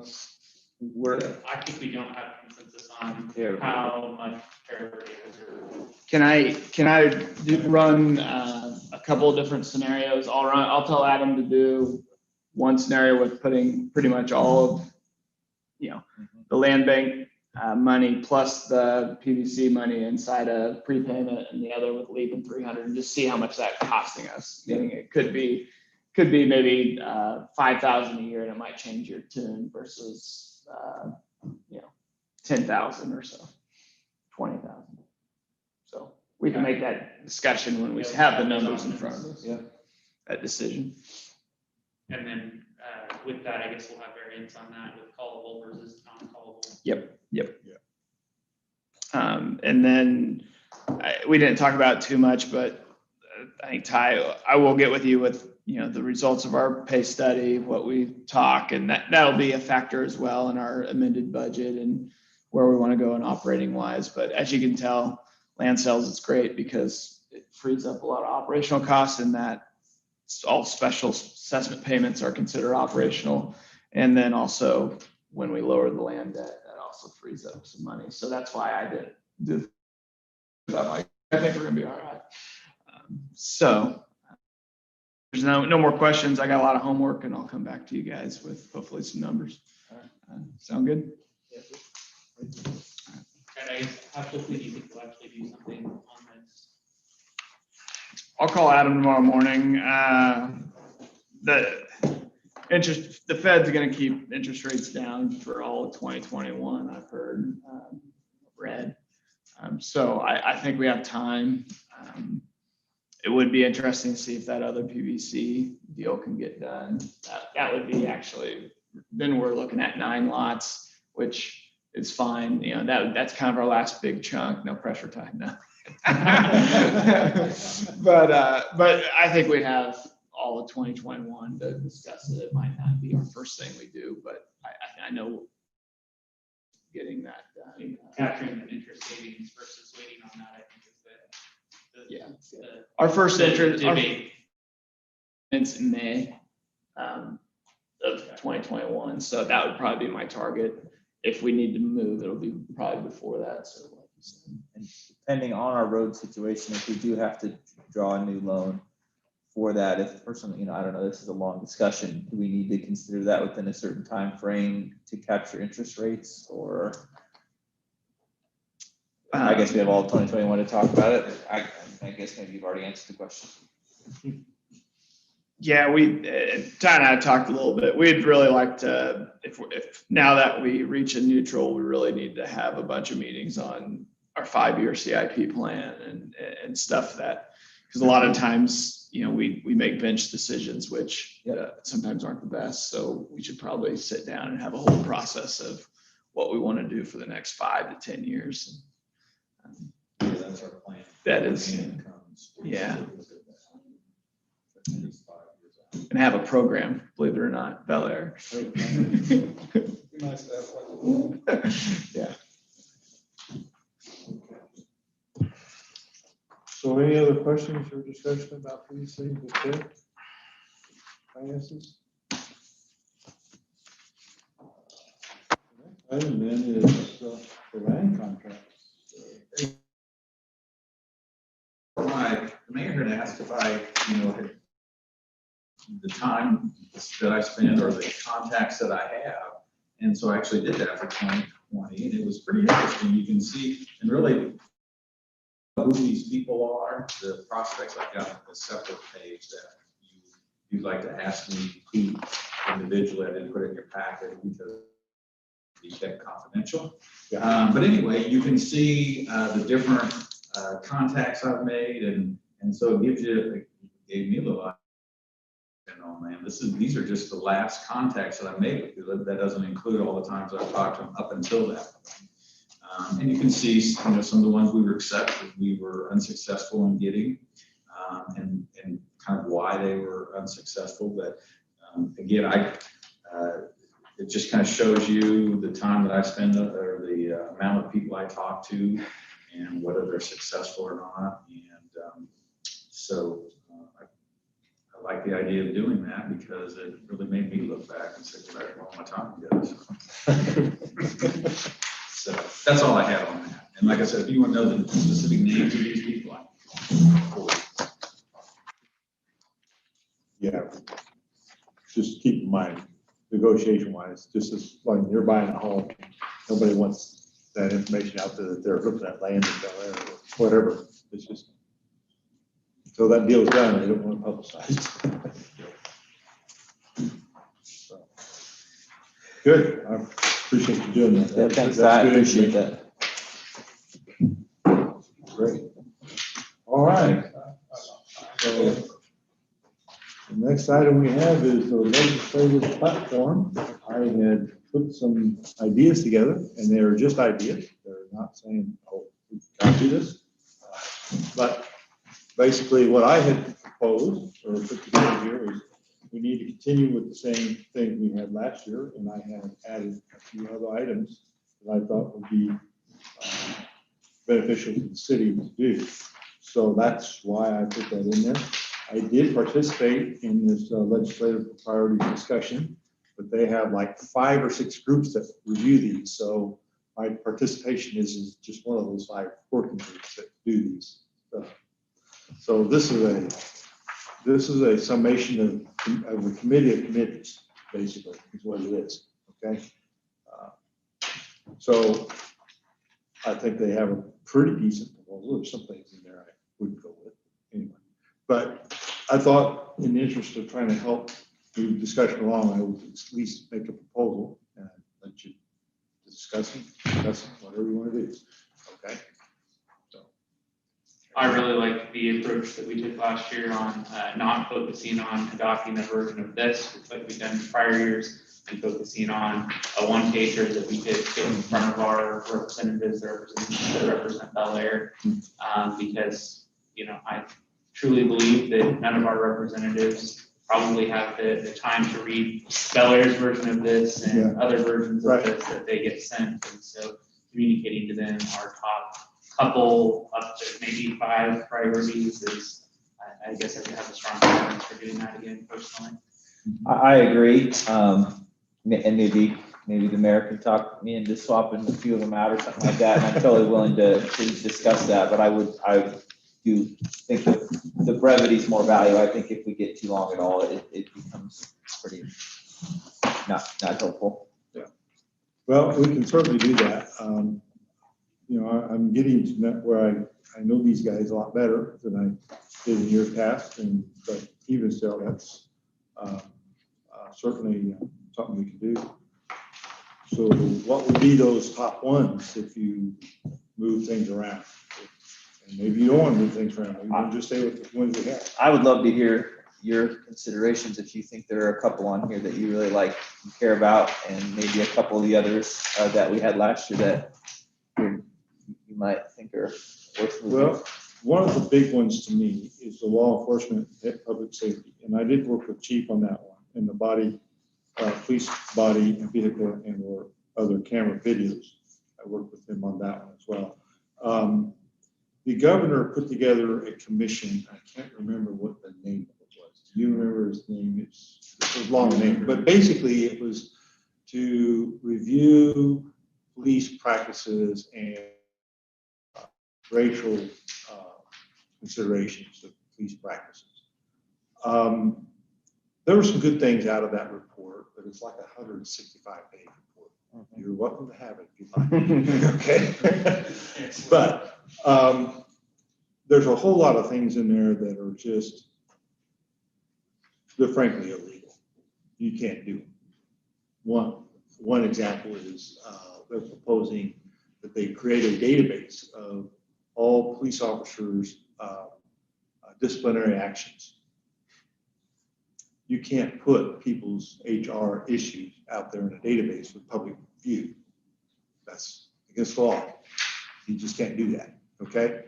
So there were some things that were problems with this commission as well.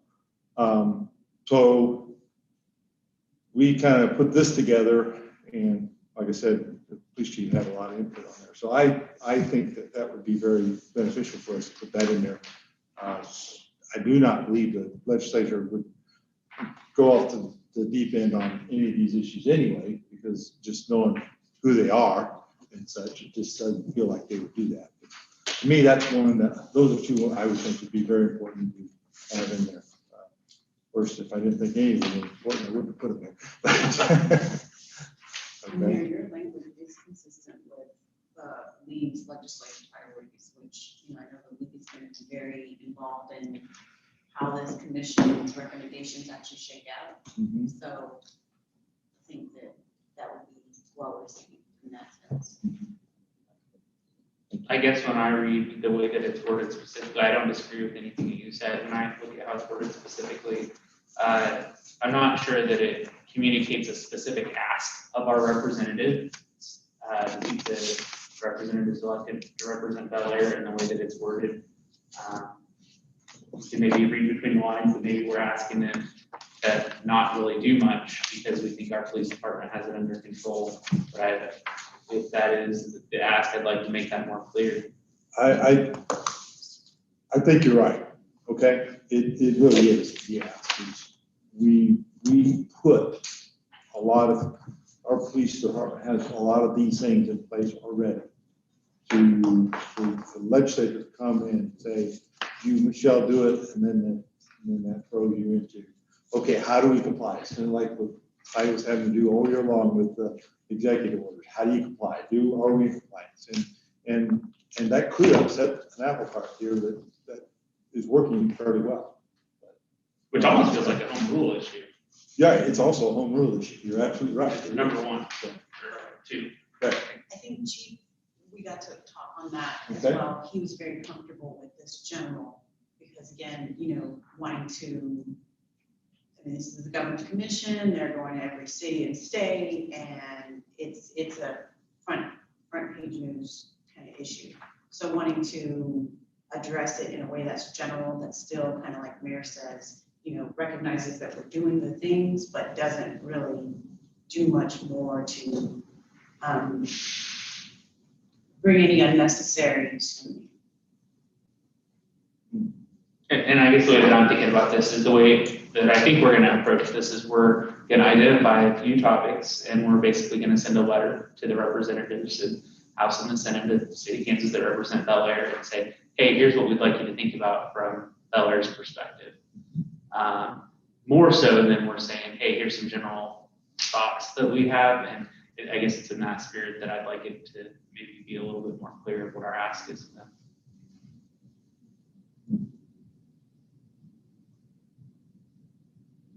Just my 2 cents.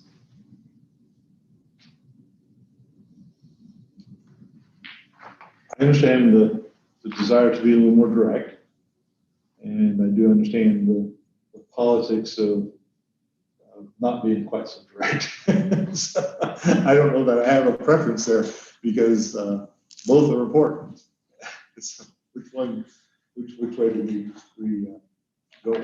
I see what Councilman Smith is saying as well. I think the way that Chief and the mayor wrote this, if I were reading this and, I knew the commission and I'm reading the department has appropriate policies, I think I'm getting the gist that they don't want it to go, right? So I understand what Councilman Smith is saying, but I'm okay with this sort of softer approach. I think the concern would be understood, personally.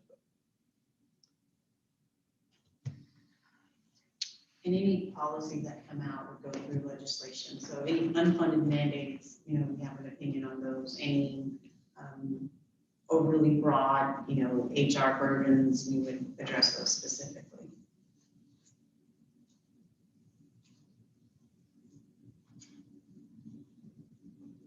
What do you think, Councilman Smith? Do you care enough about it to discuss it more, or what do you? Oh, no, I'm not interested in dying on that hill. I thought I felt the chair. Sure, yeah. You're just talking about law enforcement, huh? Yeah. Right. I think it's sometimes easy to say a lot of nothing, and I just don't want to fall into that trap. But, Sure. Yeah. if you guys think it's the right amount and clear, then I'm okay with that. I don't object to the linkage. I think, just going off of what Ms. Kelly said, is the political environment that we're in is it's probably wiser to be less direct. Does that make sense? Yes, I understand what you're saying. I guess just listening to the conversation so far, I lean toward Councilman Smith's point. But if we're not going to go that direction, I would suggest maybe we just remove it and not say anything about it. Yeah, I like the bold parts after 1, 2, and 3 that say this is what we urge you to do this. In some manner, we want to let them know that's where we want to lean, not just make a statement about what we're talking about. Especially, I guess the thing that I think about is you say that Councilman Bell saw this, it's the exact language that's already in the league's broader policy, and we're not deviating from it. We're adding any emphasis to it. Maybe we don't comment on it. Okay. About budget timeline. I object to that. You don't like the budget timeline? I don't like November. I think, given the fact that our government changes in November, the governing body changes, we should complete it by October. Because you're asking a brand new body to come in and vote on something that somebody else's design. Very good point. And furthermore, if people don't like what you design, they can vote you out in November. So.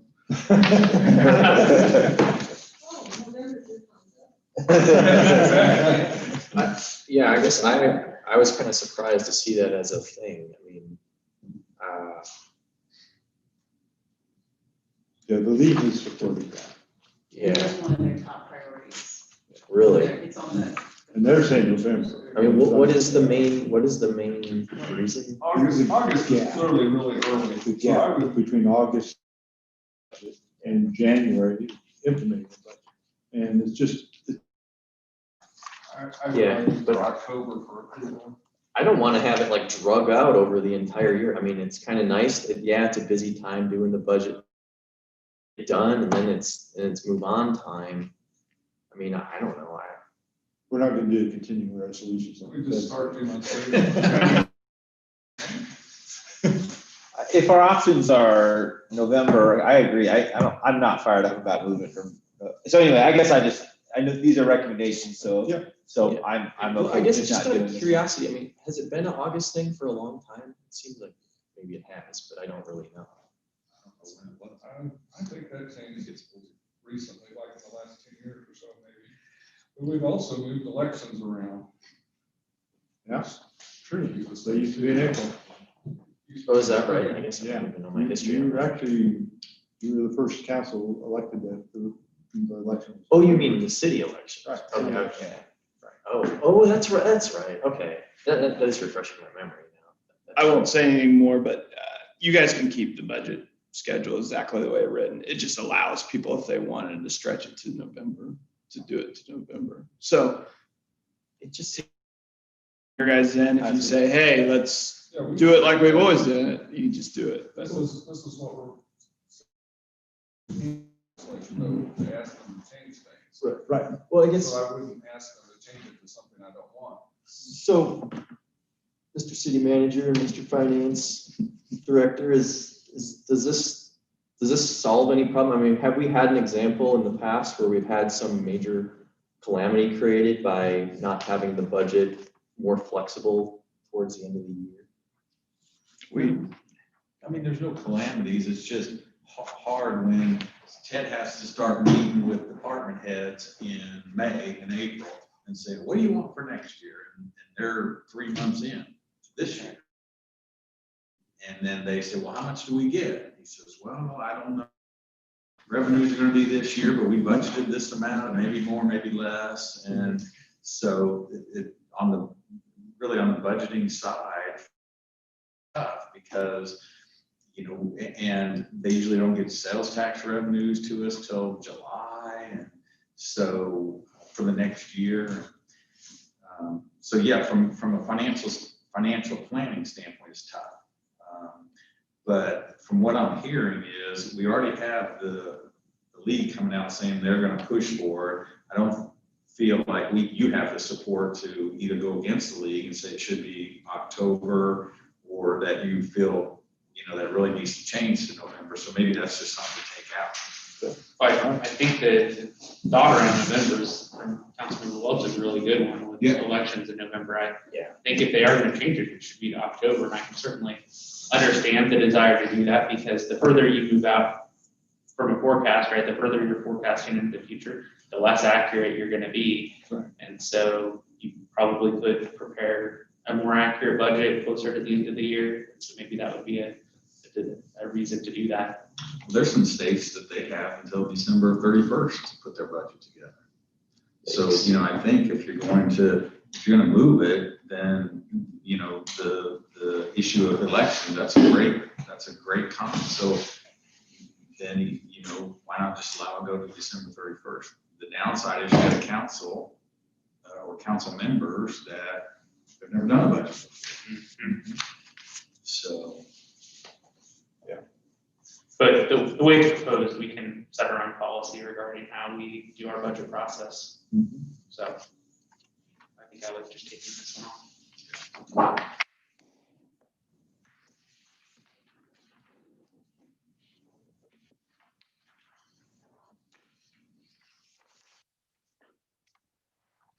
everybody good with the tax lid repeal?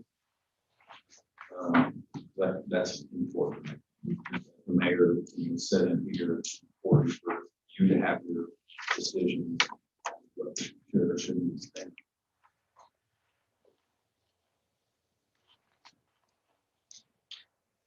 I think we should have the option to raise it, but I also think that we should be doing everything we can to lower our taxes. Sure. Yeah, definitely.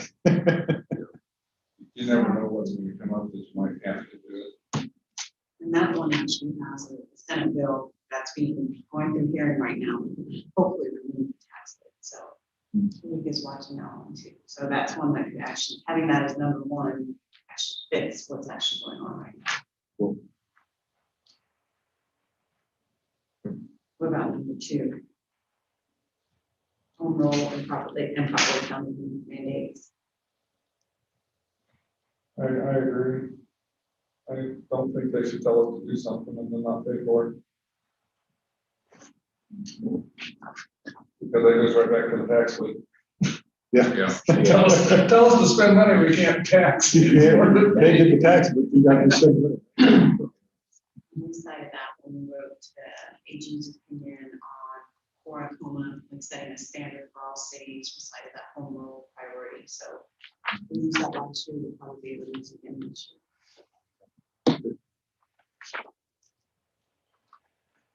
Mental health thing is huge, I think, especially if you talk to Sheriff Easter. He says about 30% of his jail population that shouldn't be there.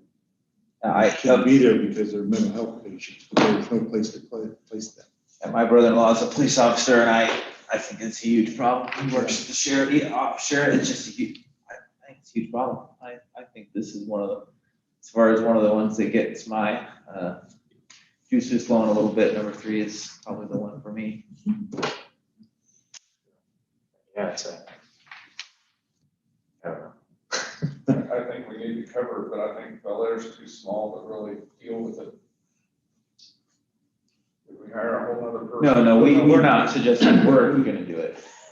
We're asking. But the we're state to affected prioritize it. by the lack of the state working with doing things to support the mental health. Okay, and that's what I'm trying to clarify, because you said it's the heart of the city's mission, and I'm saying, I don't think we can.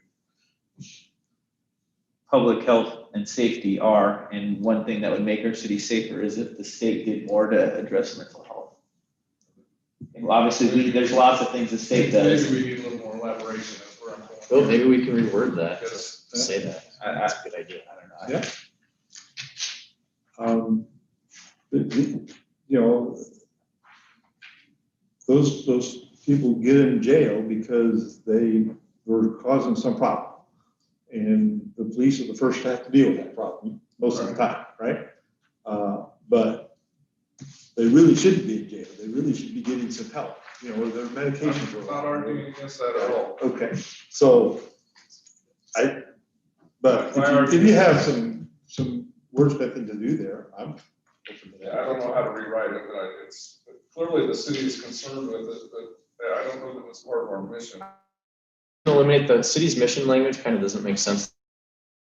But I think what Dr. Schroeder said, the way you said the state being inadequate in how they handle this problem causes smaller cities like us, something along those lines. Yeah. And that you want the state to take that, because they have the money and the resources to, well, we want them to have the money and the resources to do devote the resources to address. We feel it's a state issue, Right. a state responsibility, is that right? Yeah. Well, and I don't know how much you know about the history of all those issues, but back during when Ronald Reagan was president, there was some that's done, and one of those was they cut mental health assistance from the federal government. Okay, and then when I think it was Finney closed our mental health hospitals in the state. And it happened across the country too. Right? Yeah, it happened across the country, but it happened here in Kansas. Yeah. And so that just pushed all of that population Yeah. into the streets, which when they start causing problems and public safety issues, they end up in jail.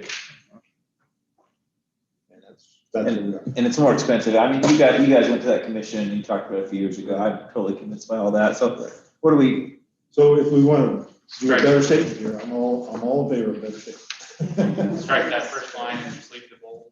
Hold on. That first one. Yeah, that kind of works for me. sure. There you go. All right. K254.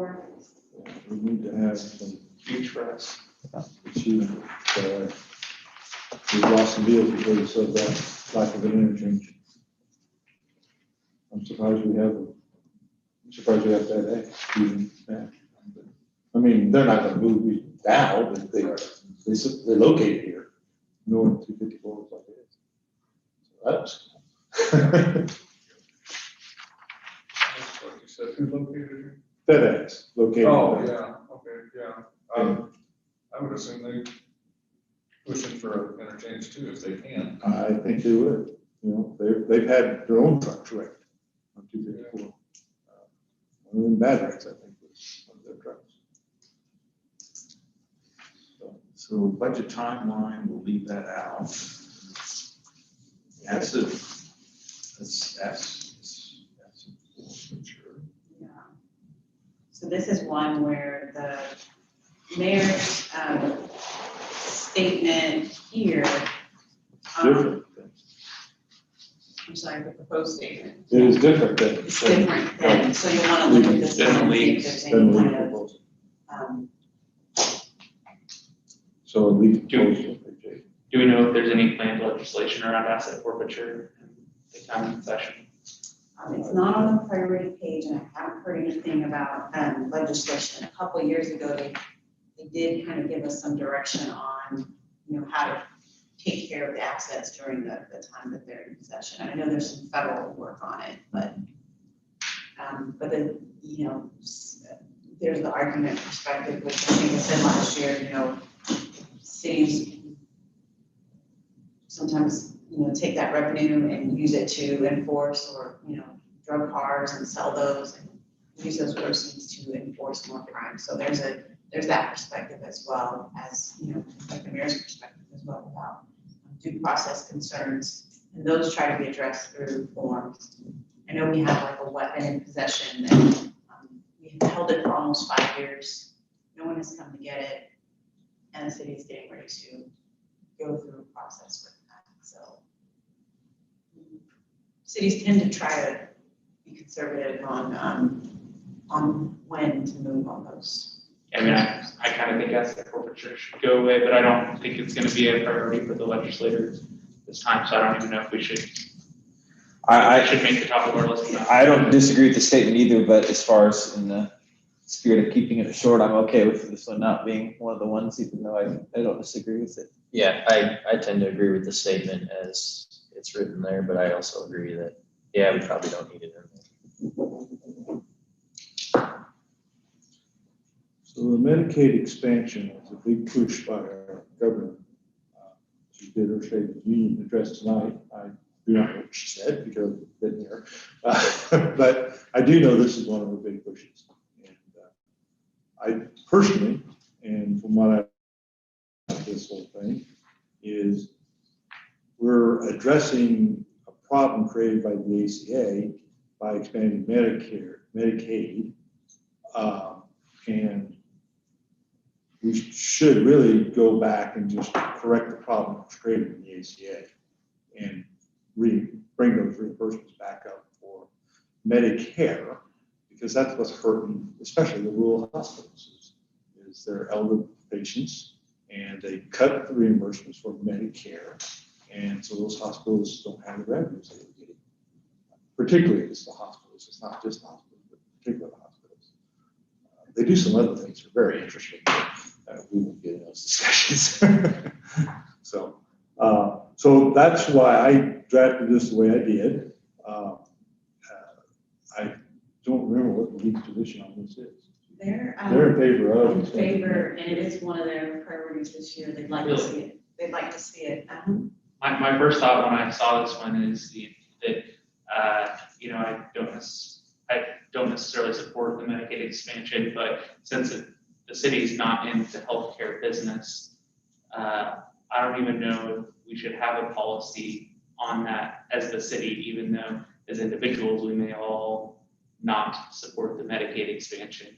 But it's interesting that it's one of the league's priorities is the League of Cities, since I don't know that any of the league cities are in healthcare. Probably, I think the mayor had mentioned it, I think it's probably more the smaller cities that, you know, schools, hospitals are kind of a lifeblood for them. Yeah, and they tend to be county or city run. Small. So no smaller That's communities, they true. tend to be Okay. county and city run. So, That makes more sense. I don't have really strong opinion on this either way. I don't see how it affects Bel Air really, and I don't have a strong opinion, so I'm okay with whatever you guys decide as far as what you want to do. Yeah, I think, like Councilman Smith said, that if you look at Bel Air, we don't provide EMS or hospital. So from business from standpoint. Bel Air's perspective, what we're doing here does not affect us. So, sit down. Yeah. Will that change? We had that discussion with dear Christie here, or Catholic Care. They come in and say, hey, we're opening a small hospital. Yes. They need a chaplain.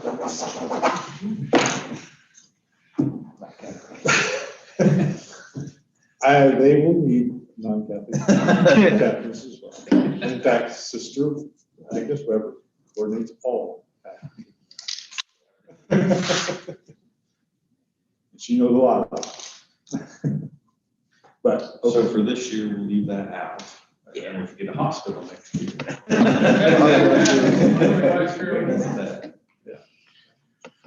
already struck law enforcement and public safety based on the earlier conversation, I believe. Yeah. I still would be okay with that one if we want to word it differently. I don't know how, I don't really want to do the work to reword it, but It's a, you know, what I've been thinking about on that is, if we eliminated every sentence except the one that says, our police department is committed to treating each person they encounter with dignity and respect. Just having that, that's a thought I had. I actually think my earlier draft of that was something basically like that. And then Chief came up with some additional words, but I don't remember exactly because I didn't keep the original draft. I can't remember. I mean, that's kind of But, the, yeah, right, where the yeah. rubber hits the road in that statement for me, so. So keep that one and reduce it to that one sentence. Is that? I'm fine with that. Would we not also keep the last? That's what I thought too, maybe the last two sentences. Oh, yeah, sure. Oh, that belong or. Right, that's what Bell was written here, but isn't this supposed to be an ask of the legislature? Yeah, but I think it's, We're saying. it's a home rule statement. Yeah, and in direction to reinforce to the legislature that we want to maintain that home rule in this particular area because it's one that is a high our government. Right, but yeah, if we're doing a good Should job just here, commission, yeah, right? and I don't, and thing coming down from spend all this money on all these PowerPoint trainings we have to do for officers or something. Right. When it's like, well, we're already doing what the goal there You must have is. read the proposals in there. I didn't, but I'm familiar with how larger governments operate. Larger anything operates. Larger anything. That's Have you true. heard of health streams? I think what we're going to is that, because the mayor wanted a copy of it, and so the chief got it, and it's 140 65 pages is what the original thing. Yeah, was. I think we get right down to 80 pages, but Okay. you know, all these documents have to have the cover page. So the hard part is there's things in there that we're doing and we agree with, and there's other things that would be an unfunded mandate or things that we wouldn't agree with. So the hard part is coming out and saying we either support it or we don't, is we support some things and we don't support other things. So I think that's kind of where we're getting to. Basically, the statement that you all have identified is that, you know, in relation to law enforcement, public safety, we think we do everything that we need to be doing. We're not going to say that we don't like that commission report or that we do, but we think we're doing everything right. And again, don't throw the baby out with the bathwater. There are some good things, and Sure. it's not all bad. There are some things that's cool. Sure.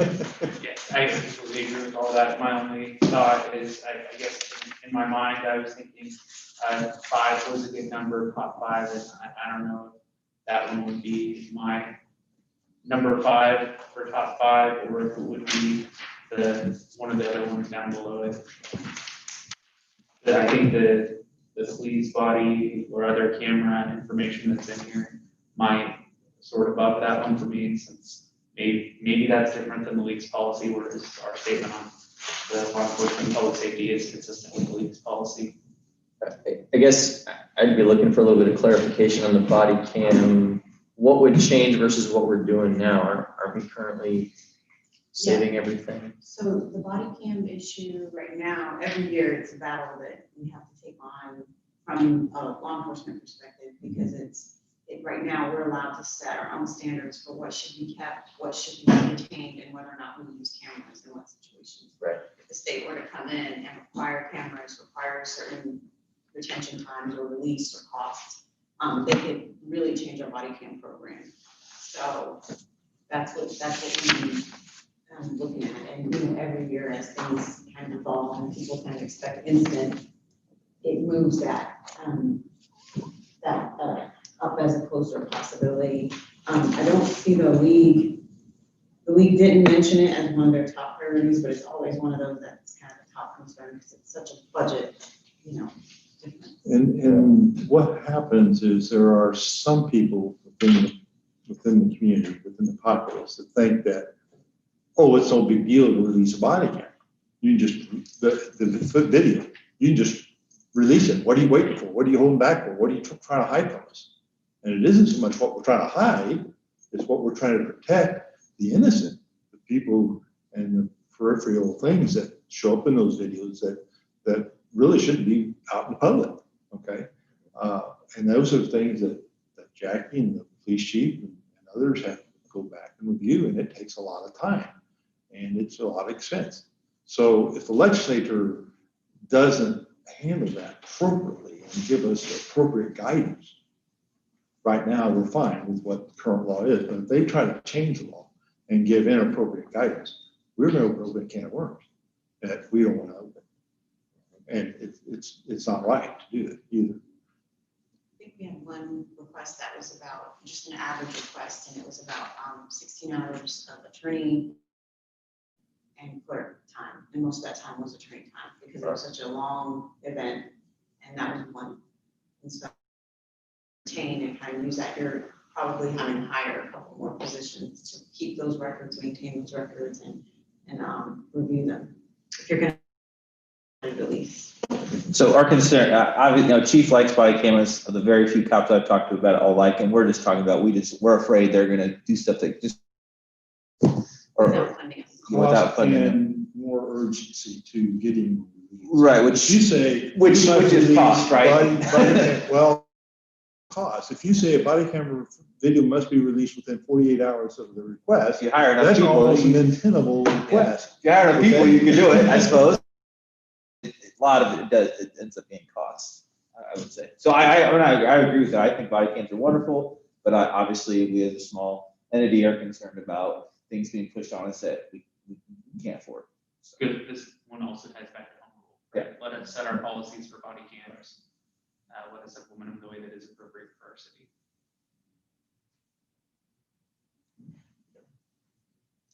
Is this statement okay, or do we want something to that effect? It's a bit long for me. Yeah, that was my impression too. I would like for the state to create some certain policies on when body cams should be activated, so that those are uniform across the state. Because that seems to be the bigger problem in some of these cases is, oh, I forgot to turn on my body cam before I shot you, type deals. And if we supposed to be activated at a certain time. That type of thing, I think, is fair to be legislated as far as body cams go, but some of the discussing maybe isn't, like the 48-hour turnaround. I totally agree, there could be some things that the state could do that would be helpful for everybody, maybe that's one of them. It's just the fear is the cost stuff, right? You picked one that's a good example of something, how whatever they did maybe wouldn't be a huge cost, I don't know, but. I don't know, I maybe haven't had enough time to think in detail about that proposal. But one thing that immediately comes to mind is how do you monitor and enforce that, right? If there's state legislation that requires at certain points in time officers use body cams versus not, then you start to look at a program for monitoring compliance with that.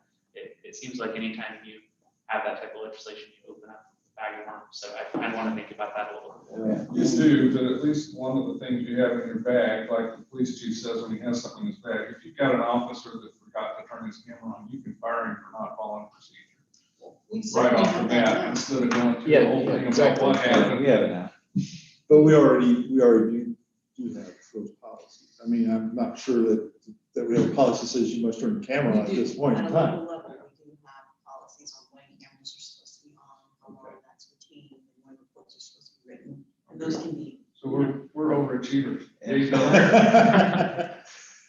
Yeah, But there are cities I that think- don't do that, and that's why I would say that at a Kansas level, maybe they should legislate exactly when the body cam should be turned on.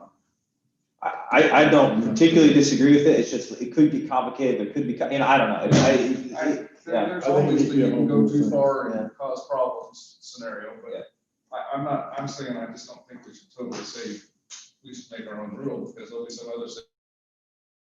Yeah, we don't need. But yeah, I mean, that's the point of home rule though, is you allow that freedom to exist.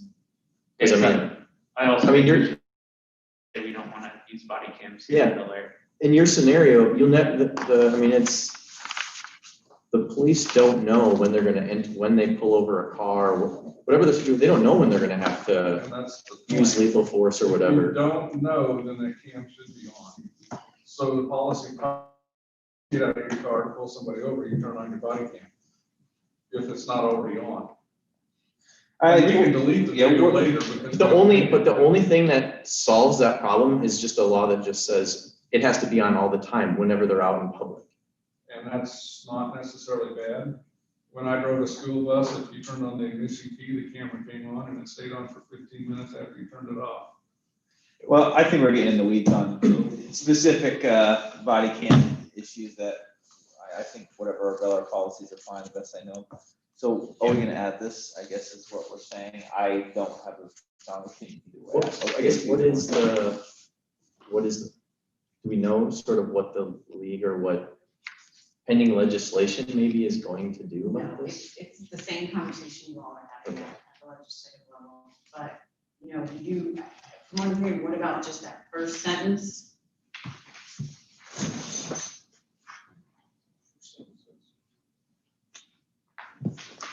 And maybe the first sentence. Oh, yeah, that's great. I like that part. Yeah. I just didn't want to get into it till I'm on. And what was the second thing you said?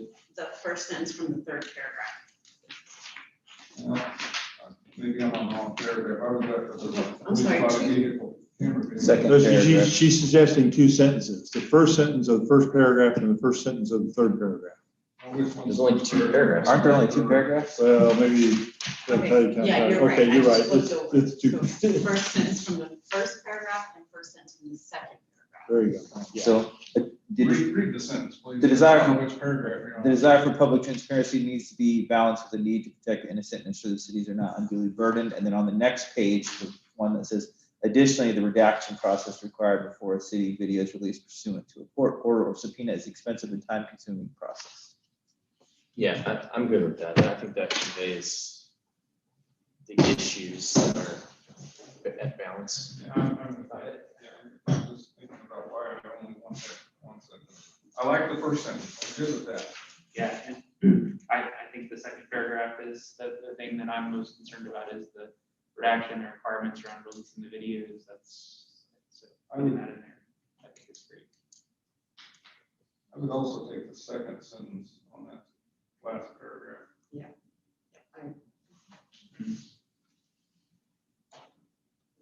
Those two. Asking for reasonable reimbursement.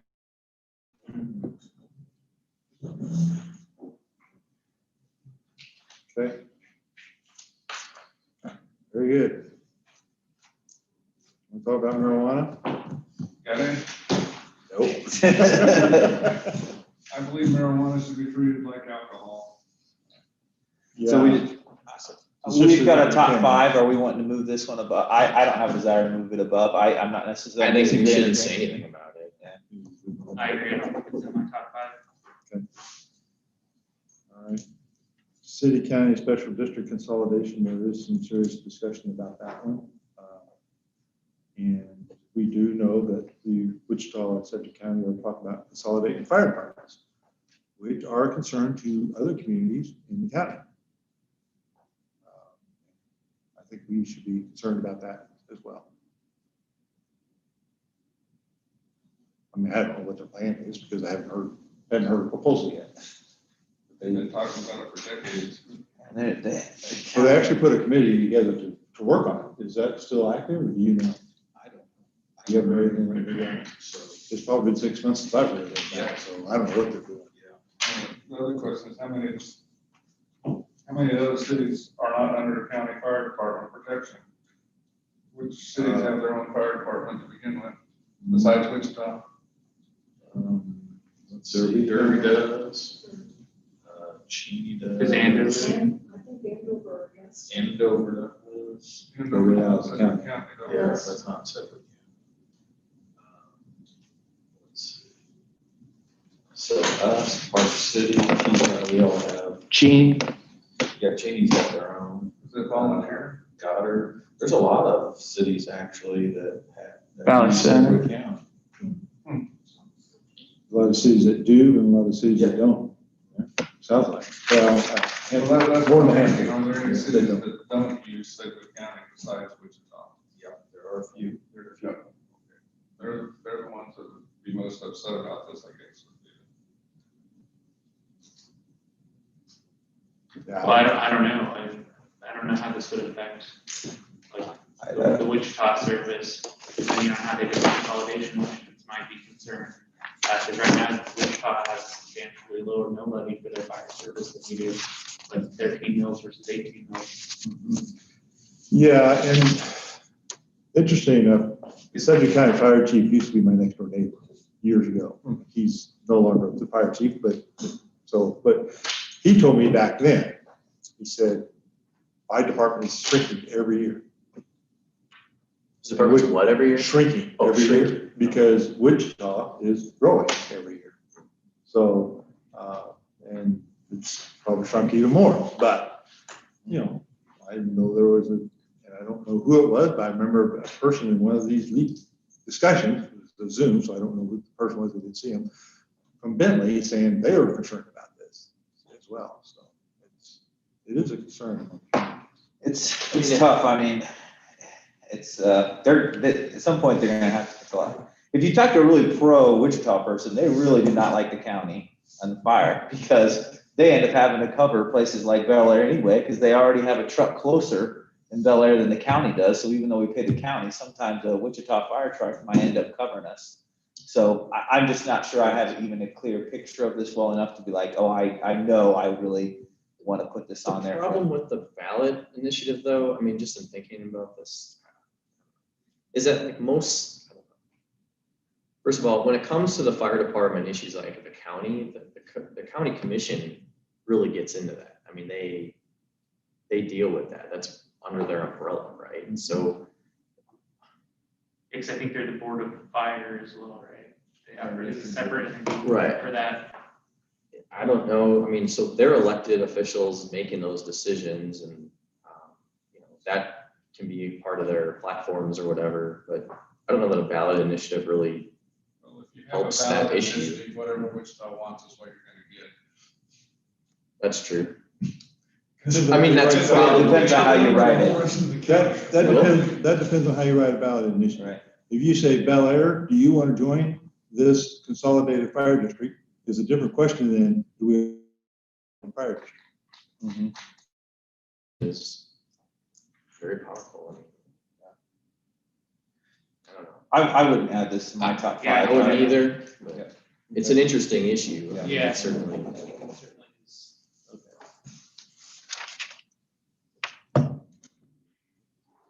And two that were not part of the LKN, but important citizens. I really like the daylight savings time one, but I don't know if we should put it in our top five, but I really do think daylight savings time doesn't make any sense, that much sense I think anymore. we should do like Arizona and not have daylight savings time, but I also think we have to be in mountain time because we're so far west.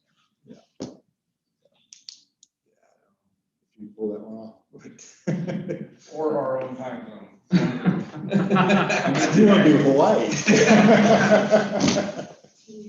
thing is, it's dark in New Orleans, well, it's still light. Yeah, We're both in the same time zone. I really also like the idea of canceling daylight savings. I think the only option that the federal law allows is you to cancel daylight savings time. I don't think you can go full-time daylight savings time. So I think that's the only law. the only option.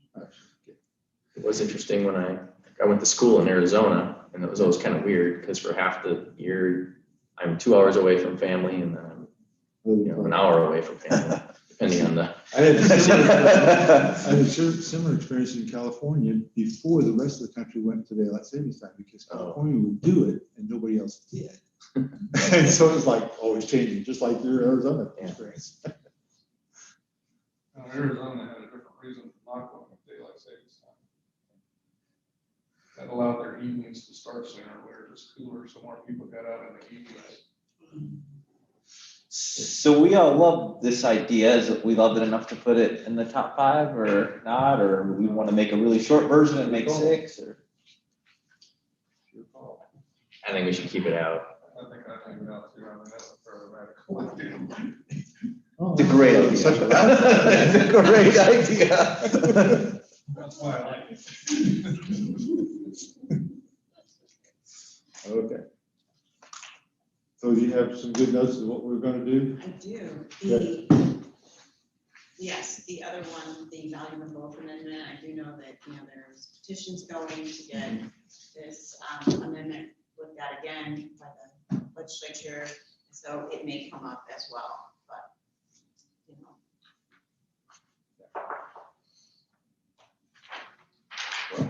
Do we want to make it part of our deal or not?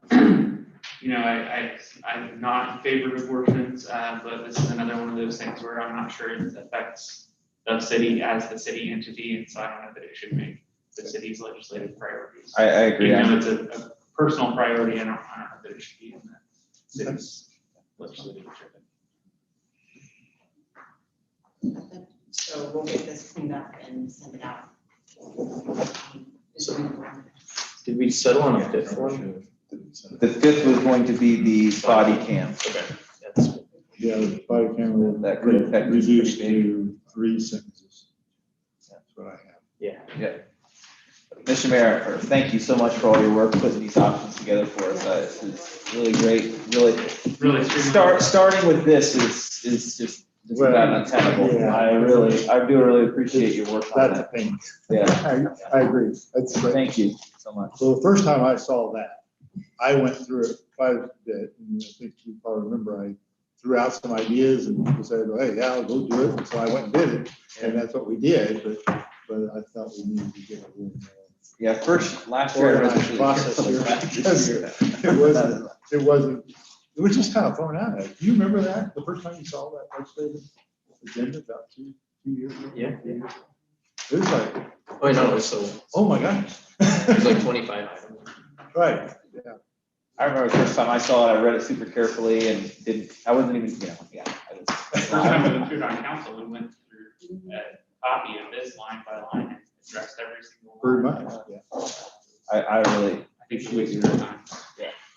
Okay, well, if there's nothing else to discuss, I have we're one ready to go home. thing that something I keep remembering, but then never remember to bring it up, but did we ever finish the bathrooms for the police department? Was that something we ever, I don't remember if we did that. I think that got delayed. Yeah, we talked about it. I don't think we ever I know we didn't do it.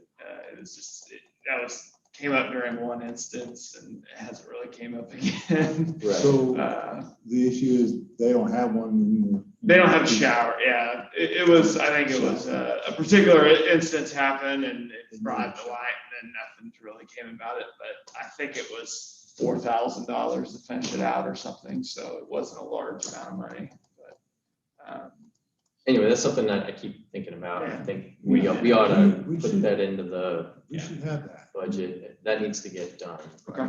Yeah, we should have. Say That. that- There are times they would need a shower. Oh, there's just not a shower in the restroom? It's like there, but it's not functional and it needs to be tiled out and everything, but it's like, It needs to be finished. yeah, it needs, the bathrooms need to get finished. Right. It's kind of a shame. If you walk Do they back there and have- look at it, it's Do they like, have toilets in there too, or I don't? Yeah. Well, they have functioning toilets, it's just the shower. yeah, it's $4,000 in 2020. They should have those, though. I think yeah. if you could get that guy, I think that'd be the right thing to do. I mean, yeah, you never know, it's a rare time they actually need it, but when they need it, it's like. We can't go finish the shower out real quick, we just take them out back, close it down, I guess. Actually had that on Joel's. Yeah. Oh, is he gonna do that? Didn't get it done. Didn't get it done. Well, maybe we can fire. That's right. Give me time. I'll be free again. All right, well, I thank you everybody for your inputs and